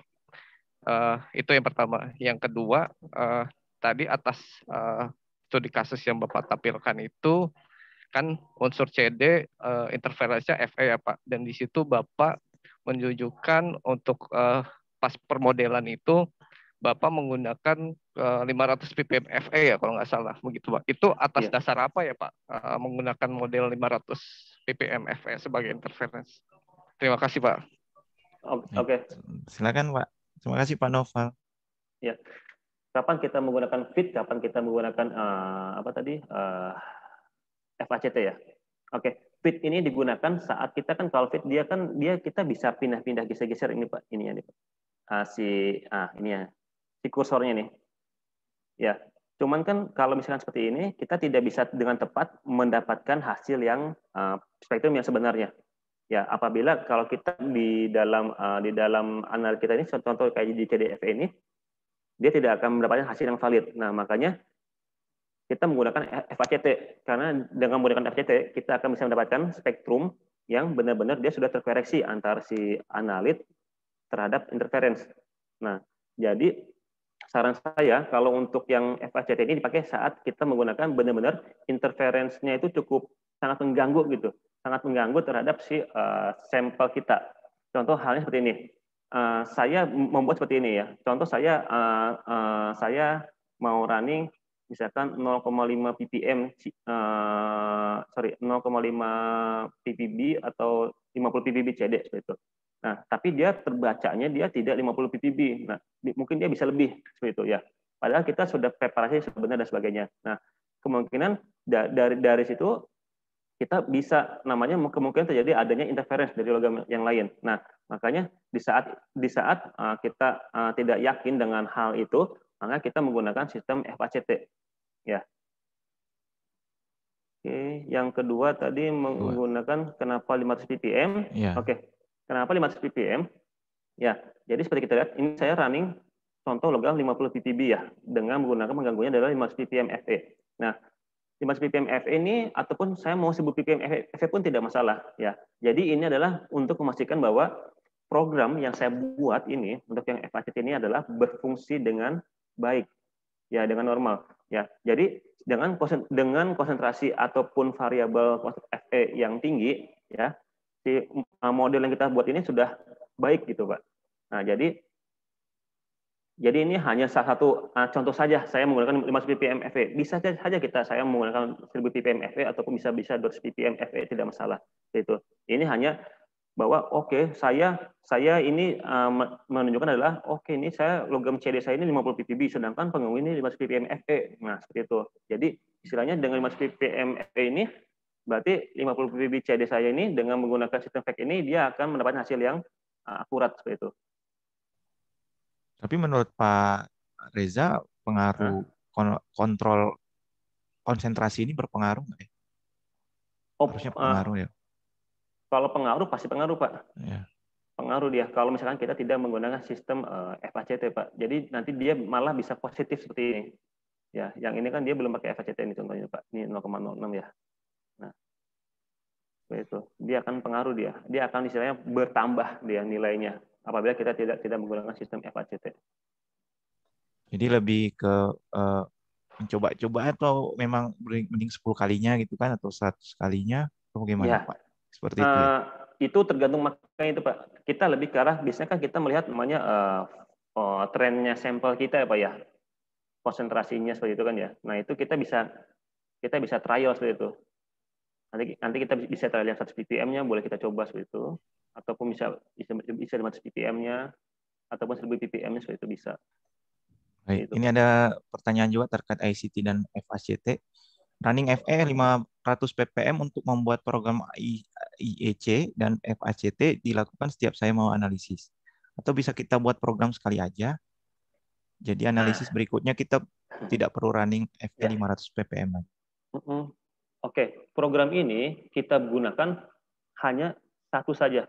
FACT model ini hanya kita gunakan atau kita buat hanya di dalam satu batch in saja. Selanjutnya kita hanya tinggal mengcopy dari batch yang sudah ada FACT ataupun EIC-nya itu. Itu, Pak. Jadi kita tidak perlu lagi running lagi. Oke, tidak perlu running lagi. Ya. Itu tadi pertanyaan dari Pak Denny Mundari. Terima kasih pertanyaannya, Pak. Ada yang terkait studi case lagi untuk yang hal ini? Silakan raise hand atau kolom chat. Kalau tidak ada, kita coba ke pertanyaan yang kelanjutan dari troubleshooting tadi, Pak. Dari Pak Clinton. Ya betul, Pak. Kemarin di tempat kami sudah disetting viewing heat-nya. Namun untuk logam kalium dengan standar konstan masih belum dapat nilai kalibrasinya. Konstan. Konstan. Ya. Iya. Kalium. Ini kalium. kasus kalium ya, Pak ya. Mana ini, Pak? Oke, Pak Clinton ya. Ya, mungkin ini harus trial dan error sih Pak sebetulnya Pak ini untuk kita mencari viewing hack yang paling baik untuk logam K tersebut ya. Karena memang ini mau kita mencari yang titik optimalnya seperti itu.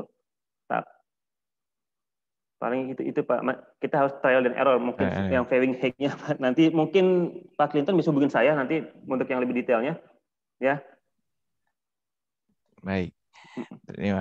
Baik. Mungkin ini pertanyaan terakhir kalau tidak ada pertanyaan lagi. Ini dari Pak Wiro. Izin bertanya bagaimana memastikan bahwa pengukuran ICPOS untuk unsur fosfor sudah tepat berhubung alat pembandingnya berbeda. Alat pembandingnya adalah spektro. Hasilnya berbeda. Mohon pencerahannya, Pak. Silakan Pak Reza. Wah, ini sebetulnya memang kita tidak bisa bandingkan apple to apple ya, karena ini sudah beda alat, juga beda secara sistemnya seperti itu. Jadi menurut saya ini kita nggak bisa apple to apple. Karena terkadang hasil dari spektro bisa lebih bagus atau lebih rendah atau lebih tinggi dibandingkan ICP maupun sebaliknya seperti itu. Ini menurut saya belum bisa apple to apple seperti itu. Kalau antara ICP dengan ICP oke, bisa saya bandingkan, tapi kalau antara dengan spektro maaf Pak, saya belum tidak bisa bandingkan hasilnya seperti itu. Kayaknya tidak akurat seperti itu. Oke. Kalau ICPOS dibanding yang lain, Mas, kelebihannya itu kira-kira kalau dibandingkan dengan ICP-MS atau yang lain, bisa Mas utarakan? Oke.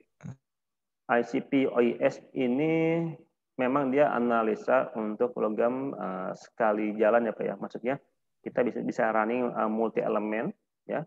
Kita bisa running arsen, Hg, Se, Pb, Cd, Hg dan sebagainya itu secara simultan dan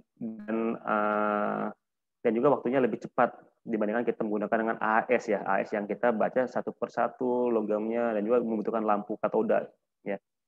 Nah, sebetulnya untuk yang ICPOS ini sebetulnya ini untuk yang level yang sudah cukup tinggi untuk analisanya untuk lebih baik sensitivitasnya dibandingkan dengan ICP-MS seperti itu. Ya, sebetulnya kalau untuk dari segi cost, ICP-OS ini lebih baik daripada ICP-MS begitu. Kalau ICP-MS memang lebih sensitif, lebih bagus dari limit deteksinya, tapi juga dia ada cost yang ya harus ada seperti itu. Jadi ada apa? Biaya ya. Ya, seperti itu. Jadi ada linear Pak seperti itu antara performance dengan kebutuhan seperti itu. Kebutuhan maintenance-nya dan sebagainya. Spare part-nya, consumable-nya. Baik, oke, karena ada lagi satu kesempatan pertanyaan lagi nih, saya bisa utarakan dan ada waktu 1 menit. Hasil kalibrasi konstan Pak yang sudah tersimpan, apakah bisa dipakai berulang-ulang tanpa membuat standar setiap kali running? Apabila bisa digunakan berapa kali? Oke. Oke, silakan. Ya, ini pertanyaan yang lumrah dan sering saya dapat dari customer. Ya, oke. Jadi sebetulnya kita tinggal double check saja. Kita tinggal double check.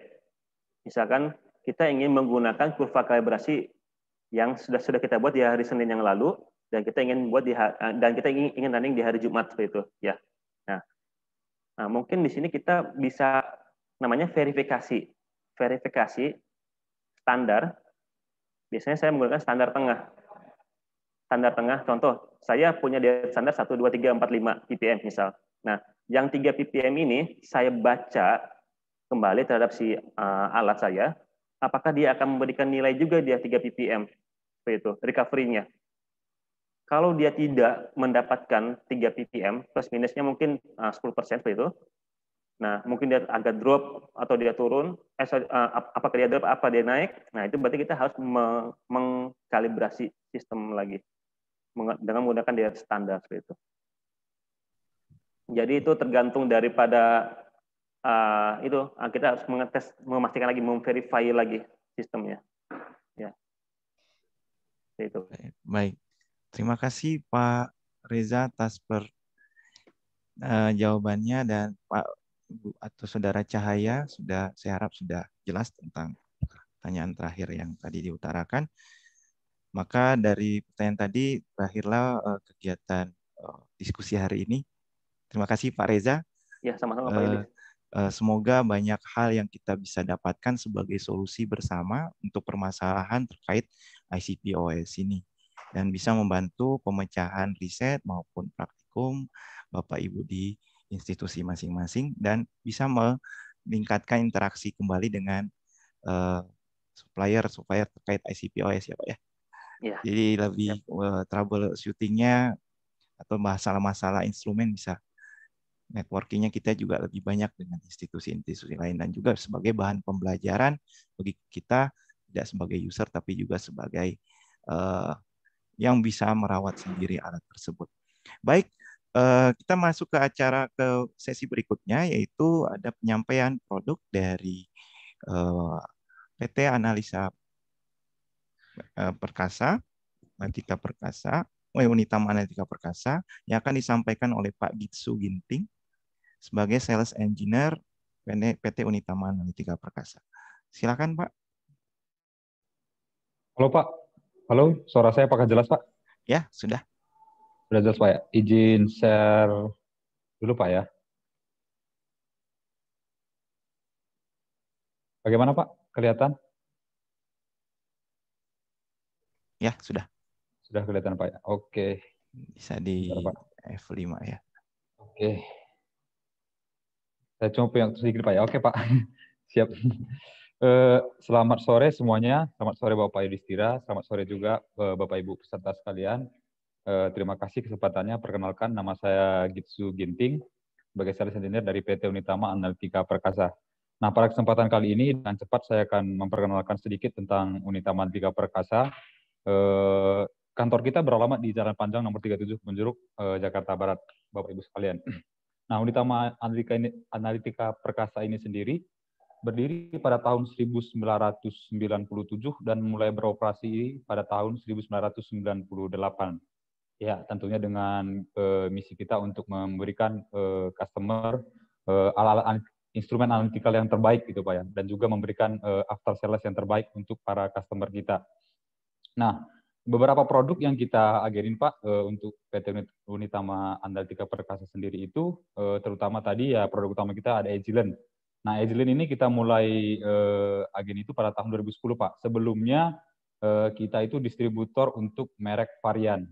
Kalau Bapak Ibu tahu semuanya. Nah, pada tahun 2010 itu Varian diakuisisi oleh Agilent, makanya mulai 2010 kita sebagai distributor dari Agilent khusus untuk alat-alat spektroskopi saja, kayak gitu.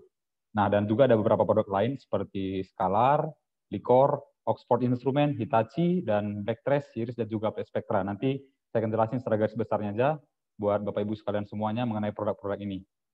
Oke, nah untuk Agilent sendiri, PT Unitama tadi itu sebagai distributor untuk alat spektroskopi, terdiri dari atomic spektroskopi dan juga molekular spektroskopi. Nah, seperti AS, ya kita tahu ya AS, dan juga ICP-OS seperti yang dijelasin tadi yang kita bahas hari ini mengenai troubleshooting-nya. Ada juga ICP-MS, nah itu sebagai atomic spectroscopy-nya di Agilent, dan juga ada namanya MPAS. Nah mungkin ini produk ini hanya Agilent yang punya gitu, di produk lain mungkin nggak ada MPAS. Nah MPAS ini sendiri sebenarnya sama dengan ICP-OS, dia berdasarkan emisi ya pengukurannya, tapi untuk MPAS ini sendiri dia menggunakan gas nitrogen, dan kita punya namanya nitrogen generator, jadi kita tanpa membeli gas juga bisa gitu. Kita bisa memakai dengan nitrogen generator, jadi kita dari udara biasa kita bisa produksi nitrogen dan bisa kita alirkan ke MPAS kita. Cuman mungkin limit deteksinya agak sedikit di bawah ICP-OS, lebih bagus ICP-OS gitu deteksinya. Nah untuk molekuler sendiri ada itu FTIR, spektroskopi, ada juga fluorescence, Raman spektroskopi, dan juga UV-Vis-NIR. Nah untuk di Indonesia sendiri, untuk Agilent sudah untuk unit AS-nya sampai 500 lebih unit di Indonesia. Jadi customer kita itu udah sampai 500 unit punya AS, dan juga ICP-OS kita sendiri itu lebih dari 100 unit di Indonesia, dan juga ICP-MS kita ada 40 unit di Indonesia. Itu sedikit untuk Agilent ya Pak, Ibu sekalian. Nah untuk next-nya itu kita punya brand namanya Scalar dari Belanda ya.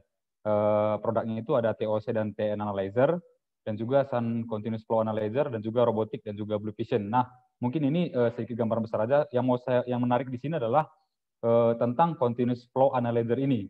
Jadi continuous flow analyzer ini sebenarnya adalah spektroskopi robotik.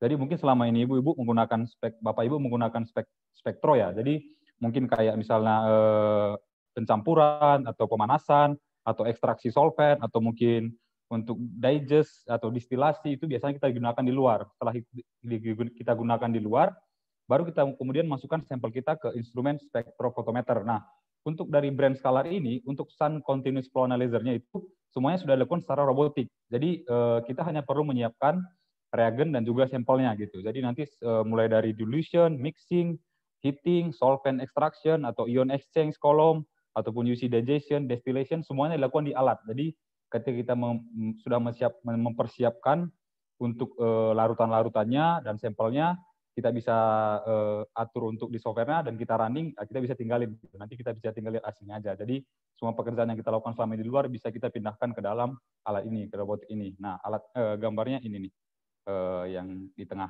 ini alatnya. Ini yang mungkin menarik untuk produk Scalar gitu. Nah, untuk next-nya itu kita punya produk likor. Nah, untuk produk likor ini sendiri ini untuk biasanya analytical untuk tanaman.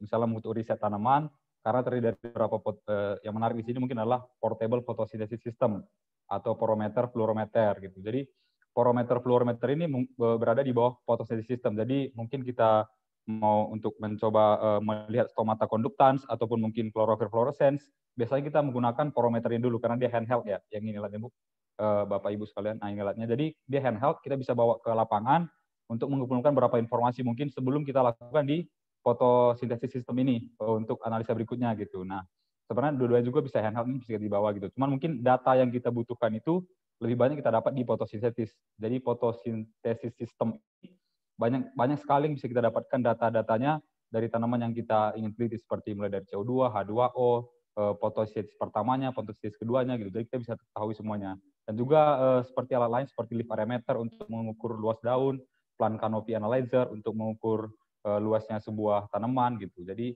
banyak ada trace analyzer juga, bahkan sampai tanah pun ada soil gas system gitu. Jadi banyak sekali untuk likor ini memang fokusnya di tanaman-tanaman untuk riset tanaman seperti itu. Nah untuk next-nya itu Oxford Instrument. Nah Oxford Instrument ini sendiri kita pegang ini Bu untuk NMR-nya. Mungkin Bapak Ibu sekalian udah tahu semuanya. Apalagi mungkin untuk HKI mungkin sudah tahu alat NMR gitu. Jadi yang menarik yang mungkin saya bagikan di NMR Oxford ini adalah, jadi untuk seri X Pulse benchtop NMR ini untuk kita bisa mengecek sel aliran ekspulsi itu memungkinkan kita untuk memungkinkan kita sampel cairannya pada variabel suhu. Jadi banyak suhu kita bisa gunakan mulai dari 20 sampai 60 derajat Celcius, sehingga kita bisa mempelajari nih setiap reaksi-reaksi yang kita lakuin kayak gitu. Jadi dengan suhu tertentu atau dengan larutan tertentu yang kita iniin, kita bisa melihat reaksinya. Ini yang menarik dari benchtop NMR untuk Oxford Instrument gitu. Mungkin nanti Bapak Ibu mau lebih info lebih jelasnya mengenai NMR spektroskopi atau yang lainnya tadi, bisa nanti menghubungi saya. Saya agak cepat aja di sini ya, karena memang waktu cuma terbatas. Jadi nanti kita bisa diskusi lebih lanjut lagi nanti nextnya mengenai produk-produknya gitu, Bu. Oke, next kita punya Hitachi. Hitachi ini sendiri kita pegang, PT Unitama itu pegang hanya untuk alat-alat thermal analyzer-nya. Jadi khusus thermal analyzer saja, Bu ya. Jadi produk lain nggak kita pegang. Jadi untuk Hitachi sendiri kita hanya punya pegang untuk analyzer seperti DST, differential scanning calorimeter, terus kemudian DMA, dynamic mechanical analyzer, kemudian TMA, thermomechanical analyzer, dan juga simultaneous thermographimetric STA. Nah itu. Jadi khusus untuk produk Hitachi, kita hanya pegang untuk produk thermal analyzer saja. Seperti itu. Nah, yang menarik berikutnya adalah produk Black Trace. Jadi Black Trace ini punya grup, jadi dia ada 2 brand di bawah Black Trace, namanya Dolomite dan Dolomite Bio. Mungkin Bapak Ibu sendiri bisa lihat di sini apa saja aplikasi yang bisa dilakukan oleh alat-alat ini. Kita bisa menyebut itu namanya microfluidic system. Jadi kita bisa melakukan single emulsion system, kita bisa melakukan double emulsion system, bahkan sampai drug micro encapsulation system kita bisa lakuin, liposome synthesis system, nanoparticle generation system, encapsulator system, dan juga porous media system. Nah, untuk yang produk di bawah ini, nah dia instrumen namanya, ini khusus untuk sel. Jadi kita bisa lakukan single cell RNA sequential dan juga single nuclear RNA sequential. Nah, itu yang bisa kita lakuin. Untuk di alat produk Black Trace, dia terbagi dua jadi Dolomite dan Dolomite Bio. Nah, next-nya kita punya brand namanya Series. Jadi Series ini merupakan batch reaktor atau bisa kita bilang itu adalah reaktor kimia. Reaktor kimia yang biasa kita lakukan di pengembangan proses kimia, Bu ya. Jadi kita bisa melihat maksudnya pengaruh suhu atau pengaruh tekanan atau pengaruh kelarutan di dalamnya atau pengaruh penambahan suatu larutan ke dalam. Jadi kita bisa lihat semuanya ataupun mungkin penemuan suatu senyawa kimia bisa kita lakukan di batch reaktor ini. Dan juga kita bisa juga melihat reaksi kalorimeter dan juga bahkan ini dari skala kecil hingga skala besar bisa diproduksi oleh Series. Jadi mungkin ini lebih ke sesuai permintaan gitu di alatnya. Jadi kita butuhnya seperti apa. Nah, nanti bisa di scale up oleh Series gitu. Nanti bisa diproduce oleh Series. Seperti apa yang kita butuhin kayak gitu. Ini untuk Series batch reaktornya. Kemudian yang terakhir itu kita punya namanya Applied Spectra. Itu produk itu untuk laser ablation dan juga laser induced breakdown spektroskopi atau juga bisa ditandem. Nah, untuk alat ini juga bisa kita tandem dengan ICP-MS. Jadi kalau misalnya suatu sampel kita nih, sampel padatan atau setelah misalnya di microwave, di Dyson, ternyata tidak dapat juga yang kita inginkan gitu. Karena memang ternyata konsentrasi dalam sampel tersebut sangat kecil. Jadi kita butuh namanya laser ablation ini. Jadi kita bisa menggunakan sampel padat tadi, kita laser ablation, dan kemudian itu bisa kita langsung konekkan ke ICP-MS untuk bisa kita analisa mengenai sampel kita seperti itu. Itu mungkin Bu, Bapak Ibu sekalian garis besar mengenai produk-produk Unitama. Nah, mungkin Bapak Ibu pengen tahu lebih dalam lagi nanti mengenai produknya tersebut karena kita tidak punya waktu yang banyak. Nanti Bapak Ibu semuanya bisa mungkin kontak saya, ada email saya di sana atau nomor handphone saya, atau mungkin Bapak Ibu juga bisa mengikuti kita di media sosial. Kita punya LinkedIn, kita punya YouTube-nya Unitama, kita punya Instagram dan juga Facebook yang mungkin banyak memberikan informasi-informasi mengenai analytical instrument yang sangat berguna bagi Bapak Ibu semuanya. Demikian mungkin Pak Yudhistira secara singkat mungkin perkenalan Unitama dari saya. Ya, terima kasih Pak Gitsu. Ini terkait tentang produk Unitama Analytica Perkasa. Jika Bapak Ibu ingin melihat lebih jelas, nanti juga kita kirimkan e-katalog ya, ke para peserta yang sudah mendaftar dan menerima sertifikat juga hari ini di kegiatan hari ini. Sekalian dikirimkan lewat email. Baik, sebagai yang terakhir penutup adalah penyerahan sertifikat untuk Pak Reza. Pak Reza masih ada? Bisa dengar saya? Pak Reza? Sebentar Pak, saya coba cek dulu. Oh iya Pak. Ya, Pak Reza, kami dari Himpunan Kimia Indonesia, Sabang Jawa Barat. Saya selaku Sekretaris HKI Jabar, Banten, mau mengucapkan terima kasih kepada Pak Reza sudah bisa sharing kegiatan hari ini. Semoga kerjasama dan kolaborasi kita bisa lanjut ya Pak ya. Untuk para kimiawan dengan institusi-institusi yang berbeda bisa berkumpul di sini karena HKI ini adalah wadah kolaborasi kita untuk bisa menyampaikan informasi maupun networking dan wadah untuk belajar baik itu riset maupun dari segi pengabdian masyarakat maupun pengajaran. Bapak Ibu, izinkan saya untuk menjelaskan beberapa hal terkait pendaftaran keanggotaan HKI, Himpunan Kimia Indonesia. Bapak Ibu bisa daftarkan terkait pendaftaran untuk sebagai member anggota HKI. Siapa saja yang bisa menjadi anggota HKI adalah mahasiswa S2, S3, dosen, peneliti industri, pengusaha, guru bidang kimia. Bagaimana cara daftarnya? Bapak Ibu bisa mendaftar di hki.or.id. Bapak bisa menjadi anggota baru atau sudah menjadi anggota bisa memperpanjang keanggotaannya di website ini. Kemudian Bapak Ibu di sini menuliskan username sama password ya, mendapatkan username dan password dikirim ke email daftar setelah Bapak Ibu membuat akunnya. Lalu Bapak Ibu bisa klik membership, kemudian registration. Kemudian pilih Bapak Ibu mau memilih tahun keanggotaan, 1 tahun atau 2 tahun. Klik subscribe. Setelah itu Bapak Ibu bisa memilih apakah anggota biasa, anggota muda, anggota luar biasa, maupun anggota kehormatan dengan jumlah yang berbeda. Kemudian keilmuannya apakah kimia analitik, kimia anorganik, kimia organik, dan sebagainya, atau kimia pendidikan. Setelah itu Bapak Ibu mendapatkan seperti voice ya di sini, berapa membership berapa tahun ya. Kemudian mengisi billing address lalu klik review order di sini. Kemudian setelah itu dari review order yang Bapak Ibu sudah tuliskan akan dapat Bapak Ibu submit, kemudian ada reviewnya, nanti ada tulisan order complete. Setelah complete, Bapak Ibu bisa melakukan pembayarannya ya dengan mengirimkan ke nomor virtual account seperti ini.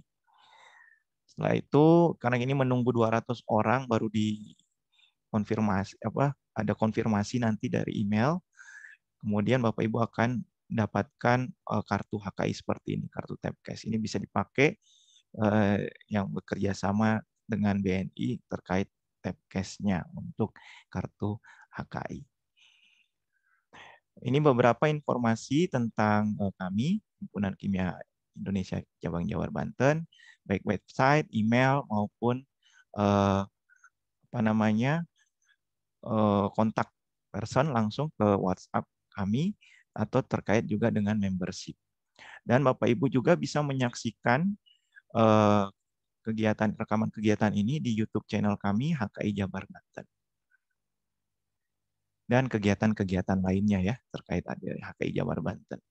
Kemudian benefitnya bisa ikut HKI, Bapak Ibu akan bisa mendapatkan banyak networking baik dari berbagai institusi, industri, akademisi dan atau guru dan mahasiswanya juga ada pasti, baik pemerintah juga. Kemudian ada kolaborasi riset, pengmas dan pembelajaran, kita selalu ada kolaborasi di berbagai universitas di Jawa Barat di bidang riset, pengmas, dan pembelajaran.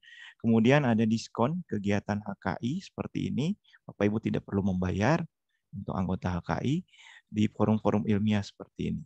Dan juga bisa mengikuti conference berkala kami di tiap tahunnya, namanya Indonesian Chemical International Conference Indonesian Chemical Society, ICICS.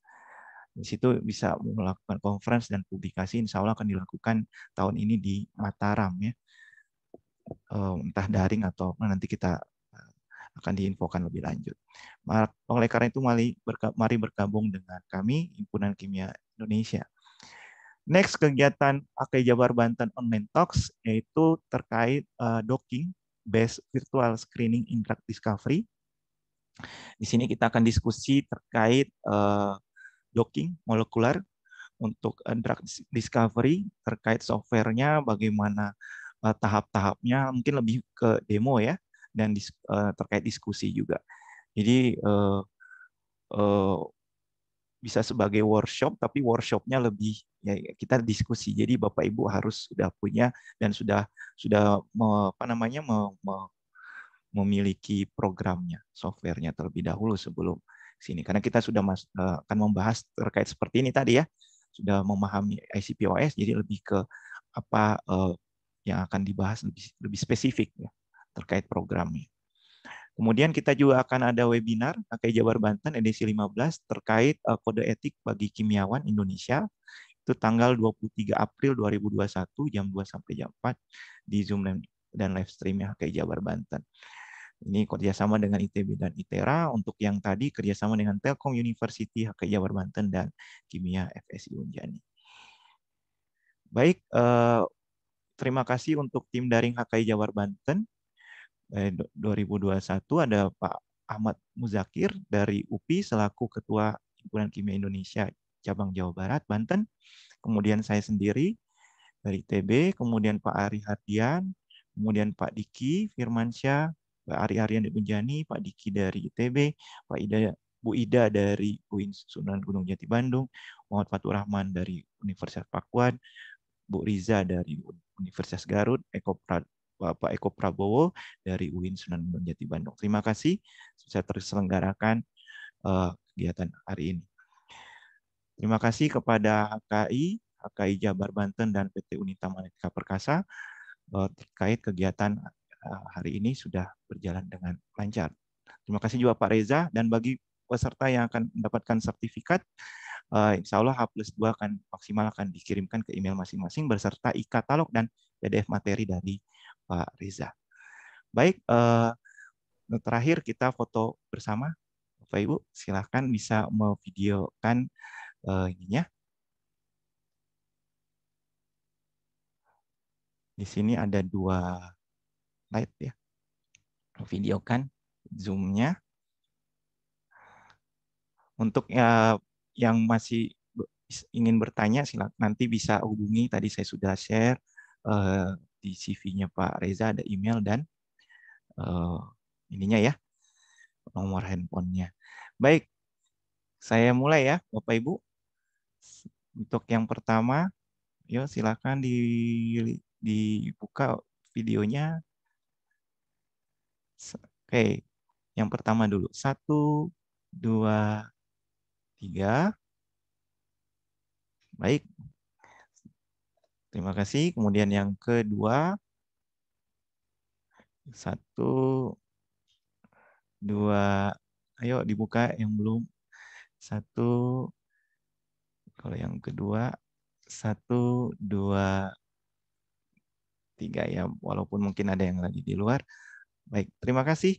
Sudah selesai kegiatan hari ini. Terima kasih semuanya atas kehadirannya. Sampai ketemu di kegiatan HKI Jabar Banten berikutnya. Saya pamit. Assalamualaikum warahmatullahi wabarakatuh. Selamat sore. Sehat selalu. Waalaikumsalam warahmatullahi wabarakatuh. Terima kasih Pak. Terima kasih Bu.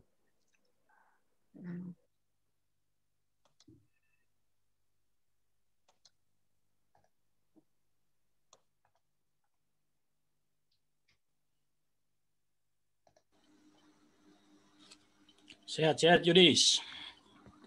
Ya Pak Aman, terima kasih.